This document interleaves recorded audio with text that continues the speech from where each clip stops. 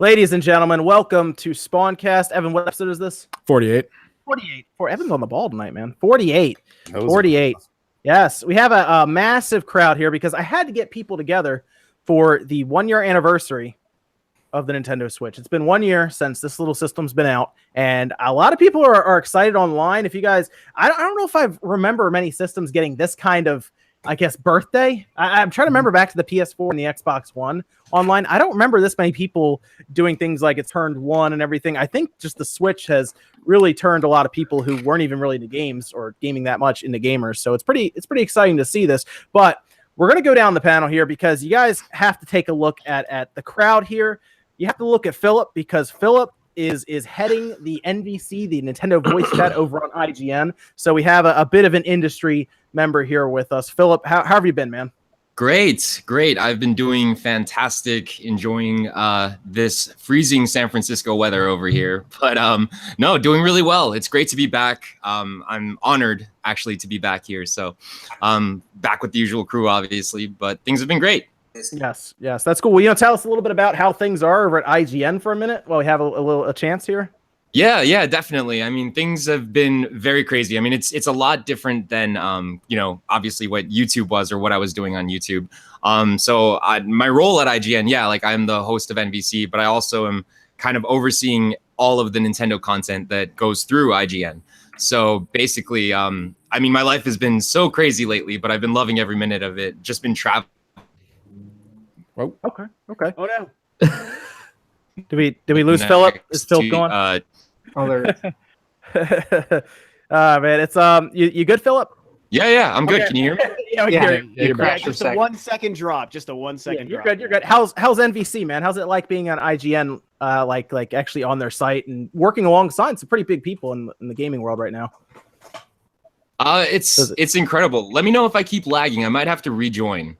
Okay. Because I just realized I'm on my 2G bandwidth network. I might have to hop over to my 5G Wi-Fi. Okay. But yeah, let me know if I keep breaking out. No, hosting NBC has been incredible. I mean, it's I've been a huge fan of that show for years. Just watching, from the computer or my phone every week, tuning in. So obviously, when IGN contacted me and asked me to basically host the show and join the team, I mean, it was a huge honor. It still blows my mind every day. I just put a tweet out today talking about that. Yeah. So yeah, I mean, it's just an incredible experience, and it really is a dream come true. It feels kind of like a movie every single day. Like I wake up and I ask myself, is this really happening to me? But yeah, the more the more I live it and the more it becomes my life, I guess it's just it's becoming more real every day. So and I'm just super thankful that for the most part, the entire crowd and the IGN's audience and all that have been very excited of me joining the team. So it's really cool. You do a lot of writing over there too, right? Oh yeah, a lot more writing. Yeah, you told me you were like, I didn't know I'd be doing this much writing. When I went there. So no. So that's one definite big difference between coming from YouTube over to IGN is as a YouTuber, I was obviously just focusing on video production mainly, but now as an IGN editor, I'm constantly writing articles. I mean, you guys have probably noticed I pretty much only write articles if I'm not doing the podcast or game reviews and stuff. But it's fun. I mean, it's an incredible new platform that I'm just still learning a lot about, how to sort of develop content in article forms. Sure. So hopefully you guys have caught some out there. But yeah, it's fun. It's a learning process. You've done a good job on a lot of your reviews. I check them out, watch them, read them, and everything. So you're doing good. I just saw your Payday 2 review. So yeah, yes. Thank you. I saw Robert Erickson with the 20 secs in the super chat. What I'm gonna do, I have a sign up here just in case people join or drop. We'll be reading any of the super chats or donations through Streamlabs at 10:30 p.m. We'll go through them and kind of read and discuss anything you guys have. So I just want to let you guys know now that's what we do, and just keep the show kind of on track until that point when it inevitably just falls apart. So let me we talked about Filip. Let's go down. Evan, how you doing tonight? Doing all right. Pretty damn tired, but yeah, just up for this. Okay, very good. Evan will be monitoring the chat and anything like that. Discord, I think, will also probably have questions for us as well. Of course, Max, we were in a podcast earlier together, but how are you doing since the last time I talked to you around, what was that, 3 o'clock? Yeah, good. I did that podcast, hit the gym, and now I'm right back doing another podcast, which is the good life. Yep, it's pretty much same here. And OJ, you hear me okay, man? No, actually, I can't hear you that good at all. But I heard you say, "Hey, OJ." I mean, if you want to keep playing around with your settings and everything, man, no worries. We're all here. So we're gonna go over a lot of the Switch stuff. Obviously, I know you've been doing a lot of your live streams talking a bit about the Switch's anniversary, the first year, and everything. So I thought it'd be perfect to have on for that. What'll probably end up being almost half the show. So I thought it'd be great. I'm ready to go. Awesome. And then we have RaxTheGreat on. He was on here earlier. Was that earlier this year? That was like January, it was right? Probably maybe like 3 or 4 weeks ago. Yeah, 3 or 4 episodes, I think. Oh, good. And you did hit the 1,000 subscriber mark since then. Yes, I did. Thank you to everybody who did come and subscribe. I appreciate it. Yes, you even got that. Actually, a pretty cool shout out from Review Tech. Rich. Yeah, Rich is awesome, man. Yes, very good. So it's good to have you here. And then, of course, we have Sean, who survived the blizzard. Not really blizzard, I guess, just the snow and freezing rain going sideways on him. The wind, man. That wind was brutal. I was like, my main thing was I didn't want to lose power because I don't run the heat in my house. Like, even though it's gas heat and it's literally included in my rent, so it costs me nothing. I don't like it to be like too warm. Like anything above like 65, I start getting cranky. But I was just like, shit, if I lose power, I'm not going to have the heat. I'm not going to be able to do anything. But yeah, we survived. It was a crazy, crazy windy, snowy day. Yeah. It was crazy out here. It's kind of died down a little bit now. So I think tomorrow we'll be back to normal, which is good. Yeah. And then we have Rob from Rule of Two Review. Rob, how you doing, man? Good, man. Stoked to be back on. I had to rearrange my schedule just to make it on this crazy, insane. Yeah, like band practice, man. And then they were like, you know what? I got to be there. It's the Switch's birthday. I got to be on that show. Yeah, I had a 1-year anniversary video ready to post this morning and didn't even put 2 and 2 together. Like, oh my God, he wanted to be on, and it's the 1-year anniversary. I have to do it. So yeah, we're trying to stuff a lot of people on the show because it's you only get a 1 year or one birthday, I guess, when you turn 1. So got to go big for this, So it's good to have everyone here. Thank you for joining me for this. It's gonna be a lot of fun. So first, I guess we got to go down the list here that I have for us. What has everyone been playing? You can go through. I know Filip has been playing quite a bit, obviously for IGN and his work over at MVC. So I guess I'll start with Filip. What have you been playing, man? Oh man, so Outlast came out on Monday last week on Switch. So I've been diving back into that. I never actually played Whistleblower. So yeah, like that's sort of what I've been exploring a bit. I'm a huge horror fan. So I'm trying to finish that, trying to get through that. But also Mulaka is one of the indie titles that came out on Switch. And I just beat that game last night. And I highly recommend it. Starts out a little slow, starts out a little weird. But if you stick with it, I guarantee you're going to like it, especially if you're like a fan of those AA style games like Jack and Daxter. Kind of an old school. Yeah, I was going to say it felt like Jack and Daxter. I did a video on it, and that's exactly what I said. That's totally how I feel about it too. Yeah, I like Mulaka a lot, actually. I was a big fan of it so far. I think I'm about 3/4 of the way through. I was trying to maybe finish it probably Monday or Tuesday when I have some time, but nice. I'm liking it. Anything else, or was it? Yeah, no. I've also been dabbling in this game. I just got a key for it like a couple days ago. It's called Flint Hook on Switch. Yeah. So that's a pretty fun game. I actually never played it before. It came out on PS4 and Steam a while back, but it's a fun like roguelike. I'm hesitant to call it a Metroidvania because I know that word is way overused, but it has like elements of Metroidvania in it. And it's fun. It's cool. Definitely check that out once that hits the eShop. Interesting. I will check that out. That's the one that has like a guy with like a white hood on his head or something, right? Yeah, it's like you play as like a space pirate, and you go like from pirate ship to pirate ship, basically doing these mini raids. And you have this really cool hook shot that you use, and you can kind of float through the world, kind of like in Celeste. Nice. It's a little different though. But it's very cool, like just a fun game to play, especially in handheld mode. Is it a 2D, like a 2D pixel art kind of thing, or what kind of? Yeah, it's like a 2D pixel art side scroller type thing. I'm pretty sure Limited Run Games is doing that physical as well. Is it coming out physical? Yeah, I hope so. Limited Run Games is doing that. Yeah. Interesting. That's gonna be that's cool. I like Limited Run Games. They do some big stuff there. But Rax, what you been playing, man? Honestly, I've been really hooked on this game called Hunt Showdown. It's like a multiplayer PC game. So basically there's like 4 teams of 2 put on a map, and you have to look for these clues that kind of lead you to the boss of the map. But you also have to watch out for the other teams. So you have to watch out for 3 teams, and basically you have to either take them out while trying to hunt down this boss. And the game honestly just like grabbed me. It's so addicting. Other than that, I've been playing like a lot of like Wonder Boy the Dragon's Trap. That's a great game. Dude, it's fantastic. And just like a lot of original Xbox lately. I don't know what it's been, but like I've just been like on an original Xbox kick. But that's really what I've been playing, man. Did you see the you saying Wonder Boy? Did you see Monster Boy? I think is I always get them confused. That's going to be really cool when that comes out. Absolutely, yeah. I'm excited for that. I think it's getting physical same day, I believe. Really? I think it was. I remember I asked them on Twitter and they actually responded to me. I think it was day and date. It'll get a physical release as well. So I'm buying that thing physically. Absolutely. Yeah, same. So that's going to be awesome. And then, Sean, what have you been playing? Man, I finally got around to getting through my backlog because I got a bunch of Switch games and Switch codes, and like I was in the process of moving, so I didn't have any time to do like a what is on them like I tried to do. So I'm gonna soon do like a big collab video of all of the games I've been playing. But I did get a physical of Wonder Boy as well. I actually own the digital, so that was easy. But I've been playing Mulaka, awesome game. The Fall Part 2, which I was actually a big fan of the original one. Some Disc Jam, Mercenary. Disc Jam.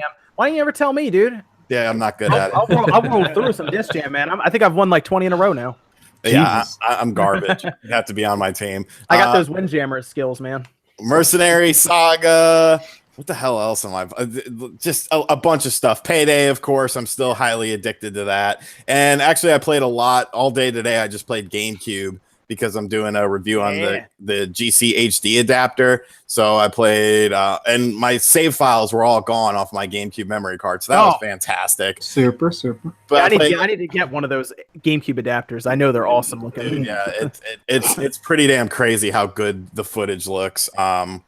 But Lone Wolf. That's a game that nobody is really talking about for the Switch. I believe it came out on the PS4 as well. Yeah, you talked to me about that. Yeah. It's one of the most unique games I've ever played. Like I've never played a game like it. The story goes as like a book, like you're reading a book, and then it's sort of like a choose your own adventure, and then you get to a point where it turns into like a turn-based RPG thing. And like the visuals on it for the turn-based RPGs are like pretty legit looking. It's a really unique game. I'm actually really enjoying it. Very nice, very nice. And then Rob, what have you been playing? Monster Hunter, and more Monster Hunter. I'm so addicted. Excuse me. I'm getting over being sick, by the way, guys. So excuse me for that if I have to clear my throat. Oh, it's cool. It's cool. Yeah, I have been playing so much Monster Hunter, man. That game is stupid good. And I mean, I've been playing like a lot of Monster Hunter for a lot of years. Like all the older games throughout the whole like Nintendo exclusivity has been really great. But they knocked World out of the park. Like it's just so good. So it's really been taking up pretty much most of my time. And I've got 2 groups of really good buddies, like in-person friends that I've been getting to do a lot of hunts with, which is a lot of fun. Got into high rank last week, which feels really good once you hit that high rank level of hunts. Mm-hmm. And the only other game I've been playing that's like a newer game is I did decide to check out Hollow on the Nintendo Switch because it just had, obviously there's the Dead Space comparison. And I knew it wouldn't be like as good as Dead Space, but I wanted a game like that. So I did pick that up and it's okay. I mean, I know like Sean, you did a review, so I know you played it quite a bit too. Yep. I don't know. It's okay. Kind of like I agree with what you said. It was pretty slow. And I didn't know if that would be like a negative or not, but I kind of feel like it sort of hinders it a little bit, but it's not bad.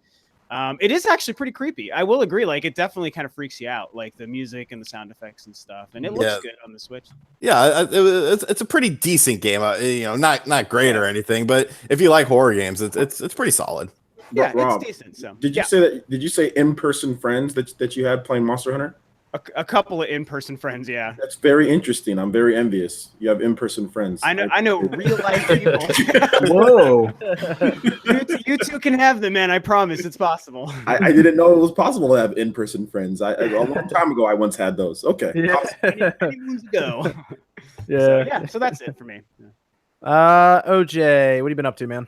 What have I've been playing the new Game Plus for Xenoblade Chronicles 2. Oh, Yeah, yes. I actually finished. I haven't tried New Game Plus yet. I've actually been trying to grind through the different blades, but man, that RNG system just does not like me. But go on. It's not. It's funny, especially like how when you learned exactly how it works. But yeah, I've been playing New Game Plus with Xenoblade Chronicles 2. Streamed it today. It was a lot of fun. They have a lot of great improvements. Probably one of the best improvements that I think people aren't talking about is the fact that you can actually see the icons on the mini map now. That's a really yeah. Like you can actually see like what icons as far as what you like, what you're looking for, what you're doing. That's really good. They have some other little things like improving the item slots. Like you can trade into bonus XP in order to get extra item slots. You have all of your blades carry over. It's just great. It's a fantastic. It got me like as excited as like Chrono Trigger New Game Plus. You know what I'm saying? Like it was really good. So I've been enjoying playing through that, and I've been playing Rocket League. I still suck. I've been playing Rocket League with my community and Splatoon 2. So yeah, those are kind of the games that we're playing right now. Nice. I've actually played a lot this week, mostly because I'm sure Sean, you see it too, where your inbox starts getting filled with like indie games and stuff. Yes. Man, Radiation. Good problem to have.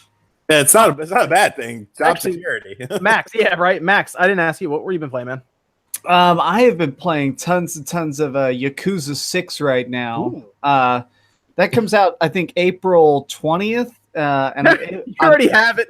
Did you hear about what happened with the demo? Yeah, I was just about to ask if he hacked the demo. I heard about the demo. No, they sent me. They sent me the game itself, and I'm able to put my review up a full month before the game comes out. Damn. I get to put up March 15th.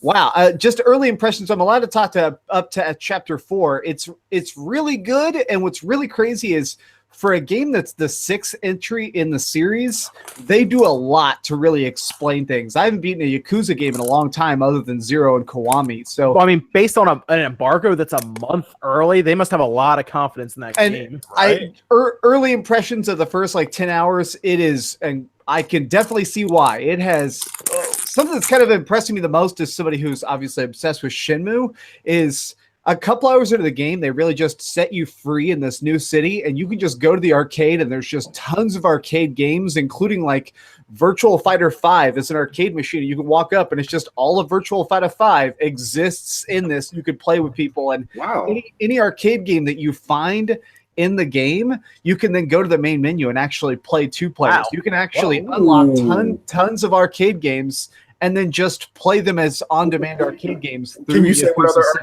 what other arcade games there are in the game? It's a lot of retro stuff too, because it's a very realistic version of Japan, where it's like in America, we only want the most recent games. Japanese arcades aren't like that. Japanese arcades have old stuff and new stuff. Yakuza 6 arcade games. Thanks, Simpy, for the sponsorship. I actually don't get a lot of sponsors on this channel, so that's actually pretty cool to see. Thank you, Simpy. Appreciate it. Although we will start streaming more going forward. Yeah, it's just because you're not streaming. That's right. Much. It is Puyo Pop in it, Space Harrier, Outrun, the newest Outrun, Hang On, Fantasy Zone, along with a bunch Harriers in there. What? Yeah, and it's really funny because your dude is really old now. In this game, the main hero is like 50 now. So it looks really funny because they're very self-aware. Like, people call you grandpas. You literally walk into the arcade like, out of the way, you whippersnappers, and you start beating everybody. It's so good. And then I'm also playing a bunch of Final Fantasy 15 because I'm going to be doing a review on Royale Edition soon. Okay. So let's see. I'll go down the list of the games I've been playing. Radiation Island on the Switch. Check that out. Mulaka, of course. I think everyone should play Mulaka. I think that's just a good game in general. Payday 2, of course. Actually, Sean, myself, Wood, and Eric actually had a little game night with Payday 2. That was actually really fun. It was a good stream. Until the end when... oh, man. You guys got lost in the labyrinth? Yeah, that was... that. I don't want to talk about that. Outlast. I played Outlast on the Switch. Great port, by the way. Actually, really well done on the Switch. A little surprise. Works great. Kirby. I think everybody played the Kirby demo though, because why not? Mm-hmm. And that might have been. And then Xenoblade. I played more Xenoblade. Xenoblade's the game I play when I'm not working on the channel, just because I'm trying to. It sounds weird. That's gonna be a game I'm gonna play for a long time, so I'm probably gonna try to 100% that game someday. Although the next Xenoblade might be up before I get there. So dude, that game is so long. It's insane. It's insane. What chapter are you on, if you don't mind me asking? Finish the game. Huh? For Xenoblade? Yeah. Oh, you already beat it, right? Oh, I finished it. I'm okay. grinding out. I'm grinding out blades right now. I'm just dude. That just takes like there are ways to get core crystals pretty easily if you just sit like if you do salvaging and you fail on purpose and you get like the crab, you can just keep attacking it and getting core crystals over and over again. But I just keep getting the most basic blades out of every single core crystal. I think I get like one rare blade out of like every 50 or something like that. Yeah, sounds about right. Oh, really? Okay, good. There you go. I don't feel as bad now. Are you using legendary cores, if you don't mind me asking again? I just farm rare and commons because you'll get some more you'll get some more pity if you use a legendary one, so you might get blades a little bit quicker. But I see what you're talking about, man. You just gotta. Yeah, whatever. I'm going for the quantity at this point. Just keep blasting it. Start the new game plus and hope and pray that they actually change the RNG in there. Okay, maybe I'll do that. Maybe I'll actually do that this week. Just start up new game plus and go from there. Yeah, you keep all your blades and everything, so you'll be good. You'll still have everything. Yeah. So I was very happy with the game, though. I thought it was very good. So, okay, so we did what we've been playing. Now we got to talk about the Switch. Probably a lot, actually. A lot of the stuff on here, as you guys noticed, mostly I tried to kind of theme it around the Switch's first birthday, although there is one thing in there that I just was too interested to not talk about, which is Sega and Microsoft. We'll get to that, though. But the Switch revision versus peripherals. Now, you guys, I assume most of you guys are aware that Wall Street Journal wrote an entire piece about it. OG, I know you did a video on it. And I'm sure others have at least talked about it. And that is that apparently Nintendo is holding off on doing a revision, which is interesting because Game Boy Advance, for example, DS Lite, others have seen revisions early on in the system's life, whereas it seems like they're going to hold off on the Switch and they want to build around peripherals, specifically things that will plug into the Switch. So I want to get your guys' take on this idea where they want to build off of, I guess, accessories that plug in. Now, Philip, you have played with the Labo, right? Yeah, I got some good hands-on time with Labo, I think about a month ago in New York City during the first event. They have an event going on right now in San Francisco. Okay. So that was like that's like the first, I guess, accessory I would call for the Switch. That could be something that they're kind of hinting at here. Maybe just a little more for like maybe gamers in this case. But what were your thoughts on the Labo real quick, if I could get, because you're the only one that I know has had any hands-on time with it. Yeah. No, I think it's really cool. I think it's a very, very interesting idea. I mean, obviously nobody saw that coming. Who expected cardboard, right? Yeah. But it actually works, which is really cool. Now, as an adult, I can see people trying it out. But unless like we get like a Luigi's Mansion Poltergust type Labo thing, I don't think too many people are going to really spend a lot of their time on building fishing rods and little motorcycle stuff. Because like at the end of the day, the games that I played, they didn't really feel too fleshed out. Like I mean, we saw more Labo trailers, we got some more info on what the games actually were, but there isn't a lot of depth to each game in like within the variety pack. So it's fun to build. It's fun to have. I have both pre-ordered, the robot kit and the variety kit, but I don't see this going too far past like children or educational purposes. I think Toy-Con Garage is an amazing idea though. That's going to that looked really cool. Yeah, that's going to be where I think Labo really builds. Let me stop you for 1 second, Philip, because Alicio Blanco is trying to start stuff in the comments, telling people to like the video. If we get the 500 likes or 600 likes, Sean's just gonna have to go back out in the tsunami out there. No, Sideways, we'll do it to him. So. Don't do that. Is that Wolf Den? Yeah, that's probably Bob saying I'm not home but have some money. Generously donated a save slot in Metal Gear Survive. So thank you. One slave slot, baby. Yes, I can now have a second character. Thank you. But Philip, a lot of people are curious about the Labo. Like I said, you're the only one that I know that's played it. So Toy-Con Garage is where you can program the Labo to do different things, right? If I'm remembering correctly. Yeah. Yes. So we had a private demo given to us of Toy-Con Garage where we weren't allowed to film anything, but we kind of saw how it worked. And so the Nintendo representative that was kind of demoing it showed basically how they reprogrammed the sounds that the piano makes to sound like a guitar. And then they had this like custom guitar Labo thing that was just this very whatever 2D cutout shape. Didn't look like it took a long time to build at all.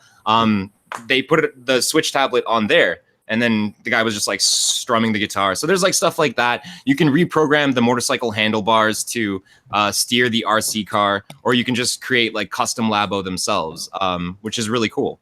So I'm just curious to see what, the community is going to come up with, what people are going to do with Labo. Nintendo has interesting ideas, but I think that Nintendo fans have even like more interesting ideas, honestly. So it's going to be cool. Bob, I made you I made you a moderator in case you want to drop your channel link in the chat. Feel free to. You're more than welcome.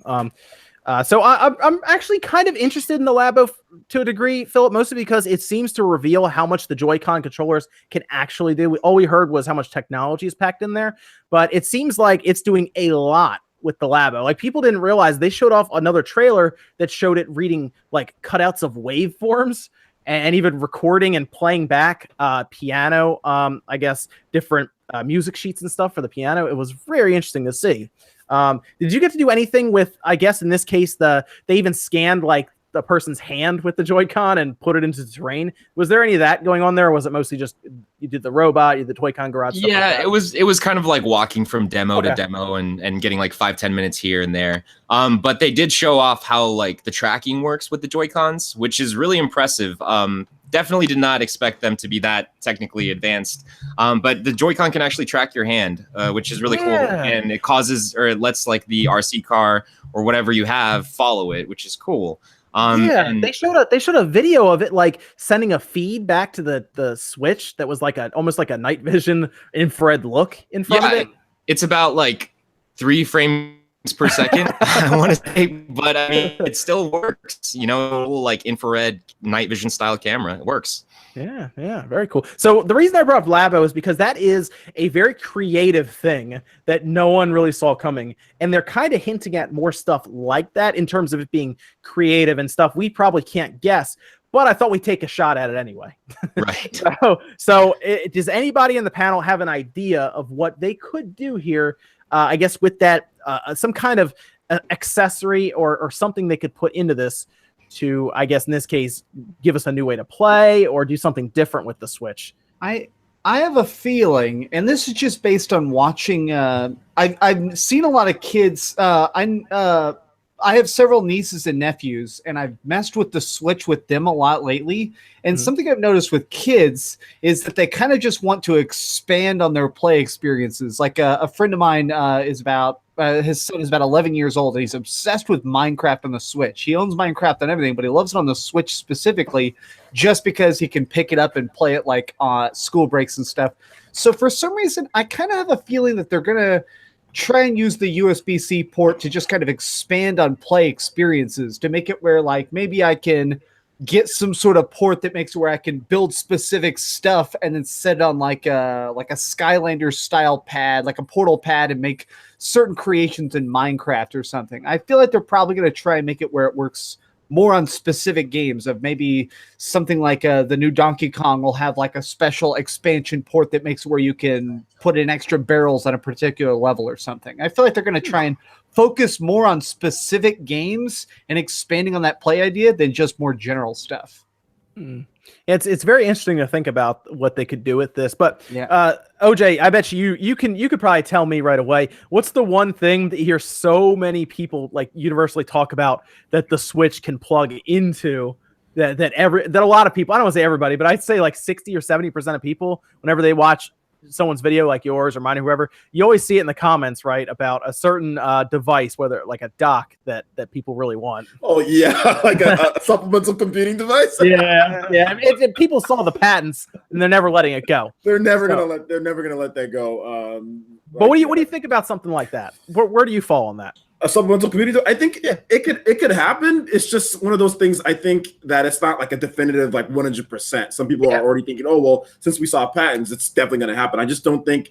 I think it's a certain way. You know what I'm saying? I think Nintendo did multiple different type of things. Like, okay, well, what if the Switch does this? Like, what if it's not going well? What do we do next? You know what I'm saying? What are we going to do? So I think they had a lot of like fail safes or whatever, just in case things didn't work out. And that was one of them was supplemental computing device. Like if this isn't working, we can introduce this, in a year or so. Because like they don't want to fall into the same category as Wii U, right? Where just kind of like this was the system and Like if that failed, then like there's nothing else that we can do, you know. So I think they were trying to cover all bases. But I do feel that you want me to talk about the Labo a little bit more, expand on that, or if you want to, I mean, we're just talking about any accessory or Labo. Okay, then I won't as well. But I just brought it up as like this is how creative Nintendo is. Okay, what are they going to come up with? What are they going to come up with out of the Willy Wonka, R&D department that they seem to have? Yeah, I mean, I can see more Labo stuff that they can, because like they have the accessory kits. They're like numbered, right? Something like that. There's like 01 and 02 or whatever. So I can see them doing more of that. But I can also see them potentially even doing peripherals based on certain games. Maybe, for example, like a new F-Zero, for example, like a game like that, and maybe having a steering wheel or something that they can release in order to have a new idea for something. Just because I think that it would work with the Switch. You know, I think that's the one system that it would work with if they did try to do the little accessory thing. They did it with the GameCube, just GameCube wasn't as popular. You know, they had like the bongos, they had some stuff for the GameCube. So I could see them releasing some stuff for the Switch too, like were based on certain games, like a steering wheel for F-Zero, something like that. Okay, yeah, absolutely. I mean, a steering wheel would be cool. That'd be neat to have something like that. Maybe pedals even. Yeah, you know, so, that'd be kind of cool. Maybe like a whole thing you buy and you just put the Switch in, and all of a sudden you're using like pedals and everything. You put your Joy-Cons into the steering wheel. You have some HD rumble right there, you know, and you can just like play F-Zero. That'd be dope. I mean, I would like it at least. Yeah, it's almost like you have like a little arcade experience at home. That'd be almost neat. like a cockpit or something. It'd be like yeah, they can do that with a couple things. Star Fox? Cool. You guys want some Star Fox? Right, you love this with Star Fox, so grab your Wii U gamepads. Let's do it. Yeah, bro. No. What about you, Rax? What are you feeling, man? I mean, what do you think you can do, or would you buy into the supplemental compute device? Are you interested in Labo? What do you think, man? In all honesty, like when it comes to the Labo, like I feel like it's for like a younger audience. So me personally, I'm not too interested in it. I mean, I'll probably end up grabbing it just for curiosity's sake. But in terms of like peripherals, I thought it would be cool if maybe like when Metroid Prime 4 comes out, like maybe they have some kind of like arm cannon kind of peripheral, like you know how it. What was that? I just said, "Oh snap, that'd be crazy." Yeah, so like have the Switch like plug into it, and then basically kind of use the motion controls to kind of look around for like aiming.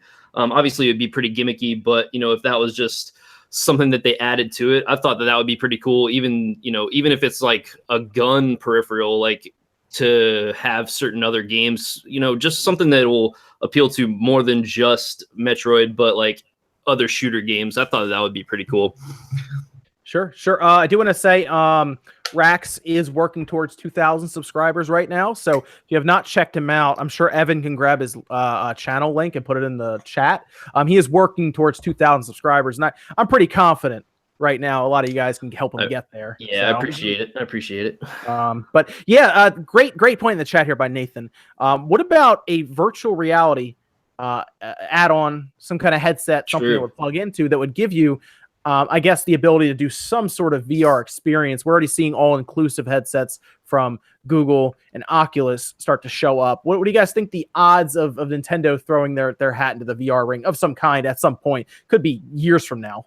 I feel like the most we're going to get is something where you put this. I feel like the most we're going to get is some sort of goggle thing where you put your Switch in your face and play like Mario Kart and stuff. But I don't feel like it. I for some reason, I don't ever get the feeling that it'll be something where I can turn my head and look around. I feel like that's a little bit too much for this thing.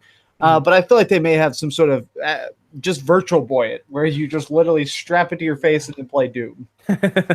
Oh, man, that would be interesting. I feel like it would help if it had some kind of little extra boost in the headset, whether it's an ARM chip or just something to help it, maybe with calculations. Maybe that all the Switch has to do is draw the images on screen and everything else CPU-wise is handled by the headset or something. I mean, there's probably ways they can get to like at least a 720p image with that screen, maybe even a larger one because it gets split in half. But I think they could get it there if they wanted to, just from really an ARM chip or something in the headset. It wouldn't look as good as Oculus, obviously. That's up to serious resolutions now. But honestly, the PlayStation VR headset that I use doesn't really set the bar super high in terms of image quality, to be honest. It's kind of blurry looking when I use it, but and even that's like it's like 1440p, right? The PSVR headset. Oh no, it's 1080p. It's split in half. Yeah, I didn't think it was that high. Yeah. So I mean, like that's why I'm so against the idea. I really don't think that Nintendo is gonna like allow us to strap a Switch this close to our face at 720p. I think that Nintendo's I think Nintendo's definitely playing with the idea of putting VR on Switch in some way. They probably have even tested it on that 720p screen, but I don't think we'll see it until the next iteration of Switch. Like that's that's my opinion of it. I think we're like a couple years away from actually delving into virtual reality on a Nintendo console again. I agree. I pretty much totally agree with that. Like that's the VR Nintendo thing is so tricky because it feels like over the last 2 years we've had that conversation for so long, and we hear all these back and forth quotes from Nintendo where they're like, I mean, it's a thing that exists, it's interesting, but we're not going anywhere near it now. And like every time it comes up and we get a quote from like a Miyamoto or Reggie or anyone about it, they always just say it's just not, we're not interested in it yet. So it's hard to believe they would do it now, but I do kind of agree with you, Philip, that I think they have to be playing with it. And this is probably one of those things where we know Nintendo's really good about some things. They're the innovator and they're the first to try to do this crazy idea and change the gaming scene with that. And other things, they're really far behind, like DLC and online networks and all these other things. But a lot of times, once they finally catch up and deliver it, usually they're like on point and they're doing it really well. So I feel like that's what VR is. They're like, let's just wait till the industry has proven it'll work, and then we'll try to do it better than everyone. That's my feeling on this one. Rob, real quick question. Did you just say Nintendo's behind on DLC? There's like DLC for every game they release. No, I mean, but at the time, now. Yeah, now they are. But remember when it was like they weren't doing DLC for I remember. I wish that they were still behind, so I didn't have to buy all this stupid DLC that they're making me buy. To be fair, though, I do think Nintendo is honest with their DLC. I feel like if we weren't paying for it, it just wouldn't be there. You know what I mean? Yeah, I agree. But that's I was more making a joke on it. But I agree with everything else that you said, Rob, in terms of they're behind on the other stuff. Like, I'm not thinking of Capcom. Capcom definitely cut stuff out of like Marvel. It's obvious they cut stuff out of that game and just to sell it again. Yeah, but I think that's what Rob's talking about. That's why they're behind. They waited till everyone yelled at some things and felt okay about other things and went, let's go with that so people don't yell at us. So that's kind of what they do. Yeah, I do think that the VR world really could use Nintendo's help. I feel like Nintendo could probably help the VR crowd along, I think, just with their IPs in general. Mario Kart VR would probably sell an obscene amount. Yes. I would love to see if Metroid could make that jump into VR. It's the one thing that would get me to commit to VR is a first-person Metroid in VR, man. I'm into it. Make it happen. Well, you saw the tech demo for the Wii, right? With the virtual helmet, the motion tracking, the IR stuff on the floor to see where your feet are, to see where you should be going. That stuff was crazy. Yeah, that was pretty cool. But I mean, if they could, because the Joy-Con controllers already work pretty much exactly like the PlayStation Move controllers do. So they could probably get that exact same effect where you're, using it to aim and everything. So man, that would be it right there. I would play all the way through that game, just like how Resident Evil was on the Switch. Then if they could get VR into that, that'd be ridiculous. That game is already creepy enough on the GameCube. I can't imagine being completely surrounded by it. Oh man, that'd be crazy. So anything else you guys want to add to the peripheral / Switch revision? Are you guys disappointed that they're more so looking into that rather than a revision? Are they really though? Like you could say one thing, but then completely do another. The DS wasn't going to replace the Game Boy line. Remember when that new Game Boy came out? Like, I always take what they say with a pinch of salt, because what's going to end up happening is if Labo's going to do well, but if the next peripheral bombs and then sales start to stagnate, then they're gonna have to do something else. I always, it's an interesting thing. I have no clue what else they could potentially do, because obviously they're very creative when they do that stuff. But I also feel like all because they say that doesn't necessarily mean that that's the way they're gonna go. Yeah. Well, I'll give you one more example. I think Reggie said we're not going to do a DS Lite, or the DS Lite is not a thing, and then it released a couple days later. That came out like a year and a half after the DS launched. Yeah, so I mean, it's just you never know with them. They'll say certain things and do other things. So I personally, I don't know though. This is personally, I'm hoping we do get a revision at some point. As much as I love my Switch, I for some reason really love the idea of getting a Switch Mini. I really love the idea of a more pocket-focused version. I think that'd be so cool to have one that's like maybe even a full half this size, literally this tiny, but still dockable, so I can play it as a home console home. If that was even possible, I would love that. I think people would be less annoyed at that, to be honest, because it still just plays the same games. I think people would be more annoyed if a much better Switch, like some kind of revision in terms of power comes out. That would annoy people, but I think a Switch Mini, people would just be like, oh, cool, no, that works. Yeah. I think people would be fine with that. And honestly, that could be something that could run alongside the Switch, almost like how their 3DS is, but the 3DS is a weird situation. The Switch Pocket Edition. My only thing with that is like, it sounds cool. I would also love a Switch Mini, but why? Like, why would they need to do that? The Switch is still the fastest selling console. Like, it's flying off shelves. They don't want to kill the momentum, because the last thing they want to do is cannibalize their own sales right now. They'd probably wait until like the Switch sales die down a little bit and then throw in like a Switch Mini or a Switch XL or something like that. I totally think that's their approach, is they don't want to confuse the market with another device where, even though we would all know it's the same thing, you got people going into stores confused about what's a Switch this, what's a Switch Mini that. Oh, this one uses Joy-Cons, but this one doesn't. But then mom and dad don't even know what a Joy-Con is. And so then the whole thing just kind of becomes. Exactly. Totally. Yeah. That's the one thing I will say. If they're gonna keep doing revisions, just change up the Joy-Con colors. Like, I'm glad they haven't released any special edition Switch unit, like base unit, and all they do is play around with the colors on the Joy-Con. That's so much easier to deal with. I have to say, when it comes to the peripheral thing, is this when we finally see the return of the vitality sensor? Is Never. Is that on its way? Is that all I'm saying is that sewing machine better get a revision. The which one? The Game Boy sewing machine. Yeah. Oh, the sewing. Yeah. Bring back the NES keyboard. Maybe the Super Nintendo. What is it? Exercise bike. Oh, that thing is awesome. Oh yeah. See? Come on, John. John, you'd give up your gym membership if you found out a gym opened up near you that had all Nintendo branded things for your Switch. Wow. That'll be an interesting gym to go to. I will say that. Although I have seen people with like their tablets and stuff on the treadmill and everything when they're doing. I wouldn't take an iPad there like that, but I guess I could see people using their Switch kind of on the bike or something. It'd be out of cardboard. Yeah, right. Exactly. Philip, actually, I should ask you this now, since how sturdy was that cardboard?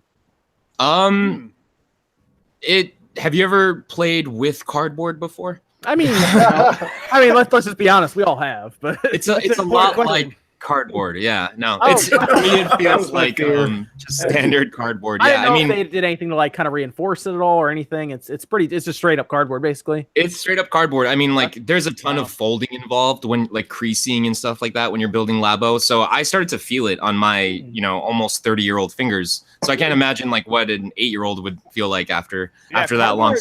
Cardboard dries your hands out, so that's a really good point. Like, it legit does that when you mess with it. So, and to know that it's exactly just normal cardboard, that is surprising. I didn't expect that. I thought it was something different. The one thing I regret not doing is giving it a tast test, because I'd be curious. That was like the person wouldn't have inquiring minds want to know. Oh man. Okay, so let's move on, guys. Sega and Microsoft. Did you guys see the meeting between that? Sega Japan posted pictures of them visiting the Microsoft studios. And you know what always happens whenever a company visits Microsoft? They always go, "What Microsoft's buying them?" Obviously. Yep. What do you guys think about this Sega Microsoft visit? I know, Max, we kind of talked about it earlier on the other podcast, but I definitely want to hear other people's take on this. So Sean did a whole video. So how about we start with Sean about this? You did a whole video on this thing. What are you thinking about this? There's something going on. I mean, obviously companies meet with each other all the time, but to publicize a meeting, usually there's a reason why you're publicizing the meeting. So it could be something as simple as adding more Sega games to Xbox One Game Pass or backwards compatibility. There was Shenmue, Jet Grind Radio, Panzer Dragoon, Orta. There was a ton of Xbox original games that were exclusive to the system that would be awesome on backwards compatibility. Maybe even expanding upon it, some sort of maybe Sega Forever coming to the home console for the first time. And, the long range, Hail Mary would be Sega or potentially buying Sega. But I think there's something going on, obviously, in my opinion. Sure. I think it's going to be really interesting to see. I think the rumor right now is Vanquish 2, although I don't see any evidence or anything. It seems kind of baseless right now. But that at least makes sense for the Xbox crowd that probably doesn't care about Persona as much as the PlayStation or even, I guess, Switch crowd at this point. I think we talked about that earlier, right, Max? How it would be weird if Microsoft bought Sega because then Atlas would have nothing to do, basically. Yeah, well, it depends on.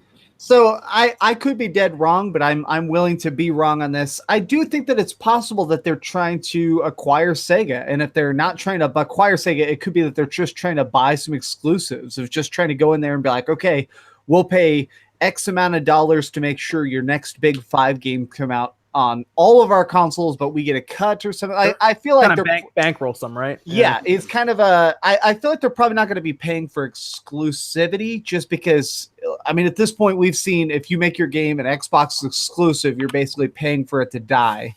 But if they pay to have it, like, we want to cut of the profit, but we fund for it to be made.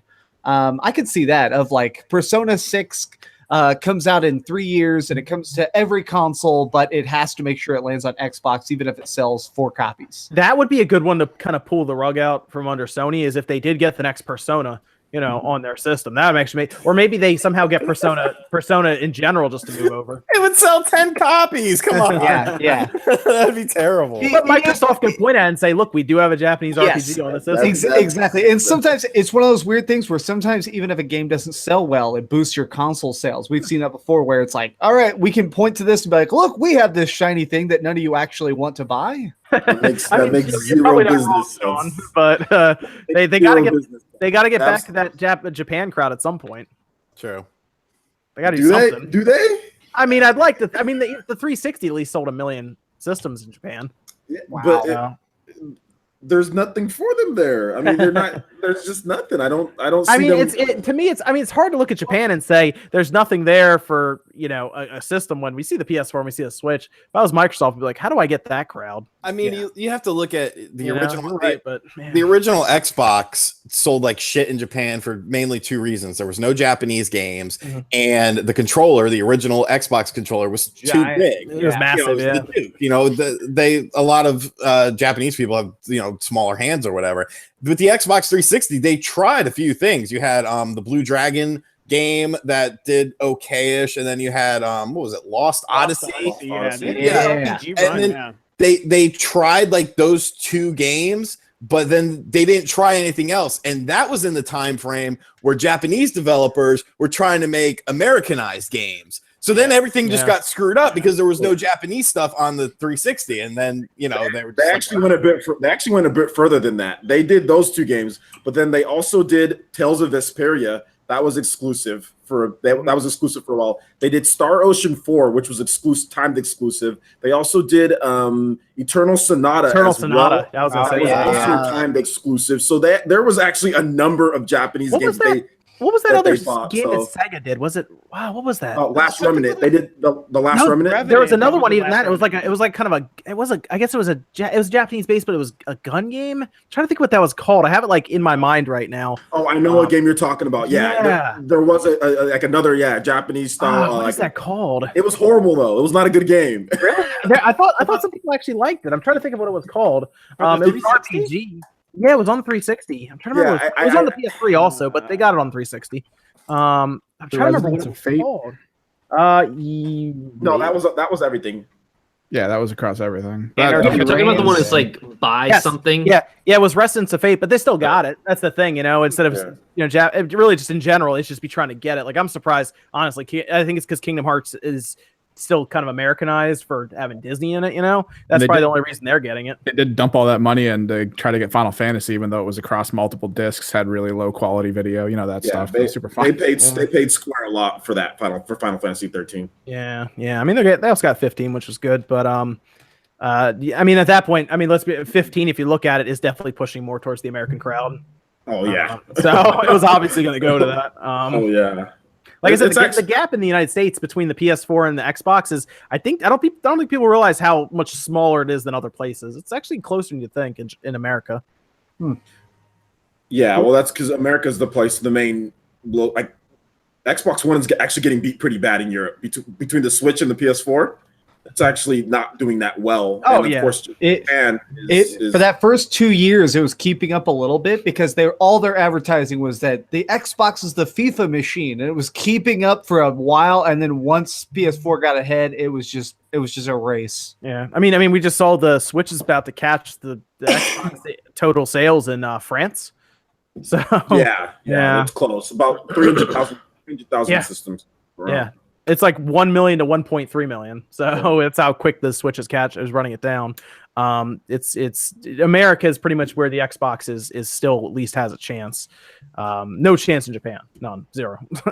Most games don't even release physically there. Like Sonic was just digital. No chance.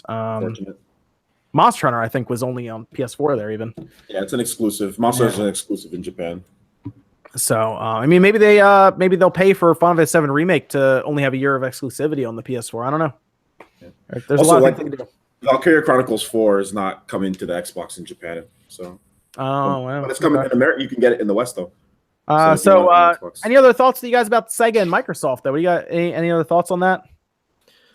I mean, personally, I would like to see them, just like they've been doing like Game Pass, maybe like a library of old Sega games. Like, they used to have like the Dreamcast collections on the Xbox 360. Yeah. So if they had like maybe like a library of like Dreamcast stuff, or even maybe some of the games that were on the original Xbox that were kind of like sequels, or maybe like Shenmue 2, things like that, as like a library of games to play that you could download. I mean, I'd be down for that. I mean, they have something called Sega Forever, and that you mentioned that. That's exactly what I was going to say.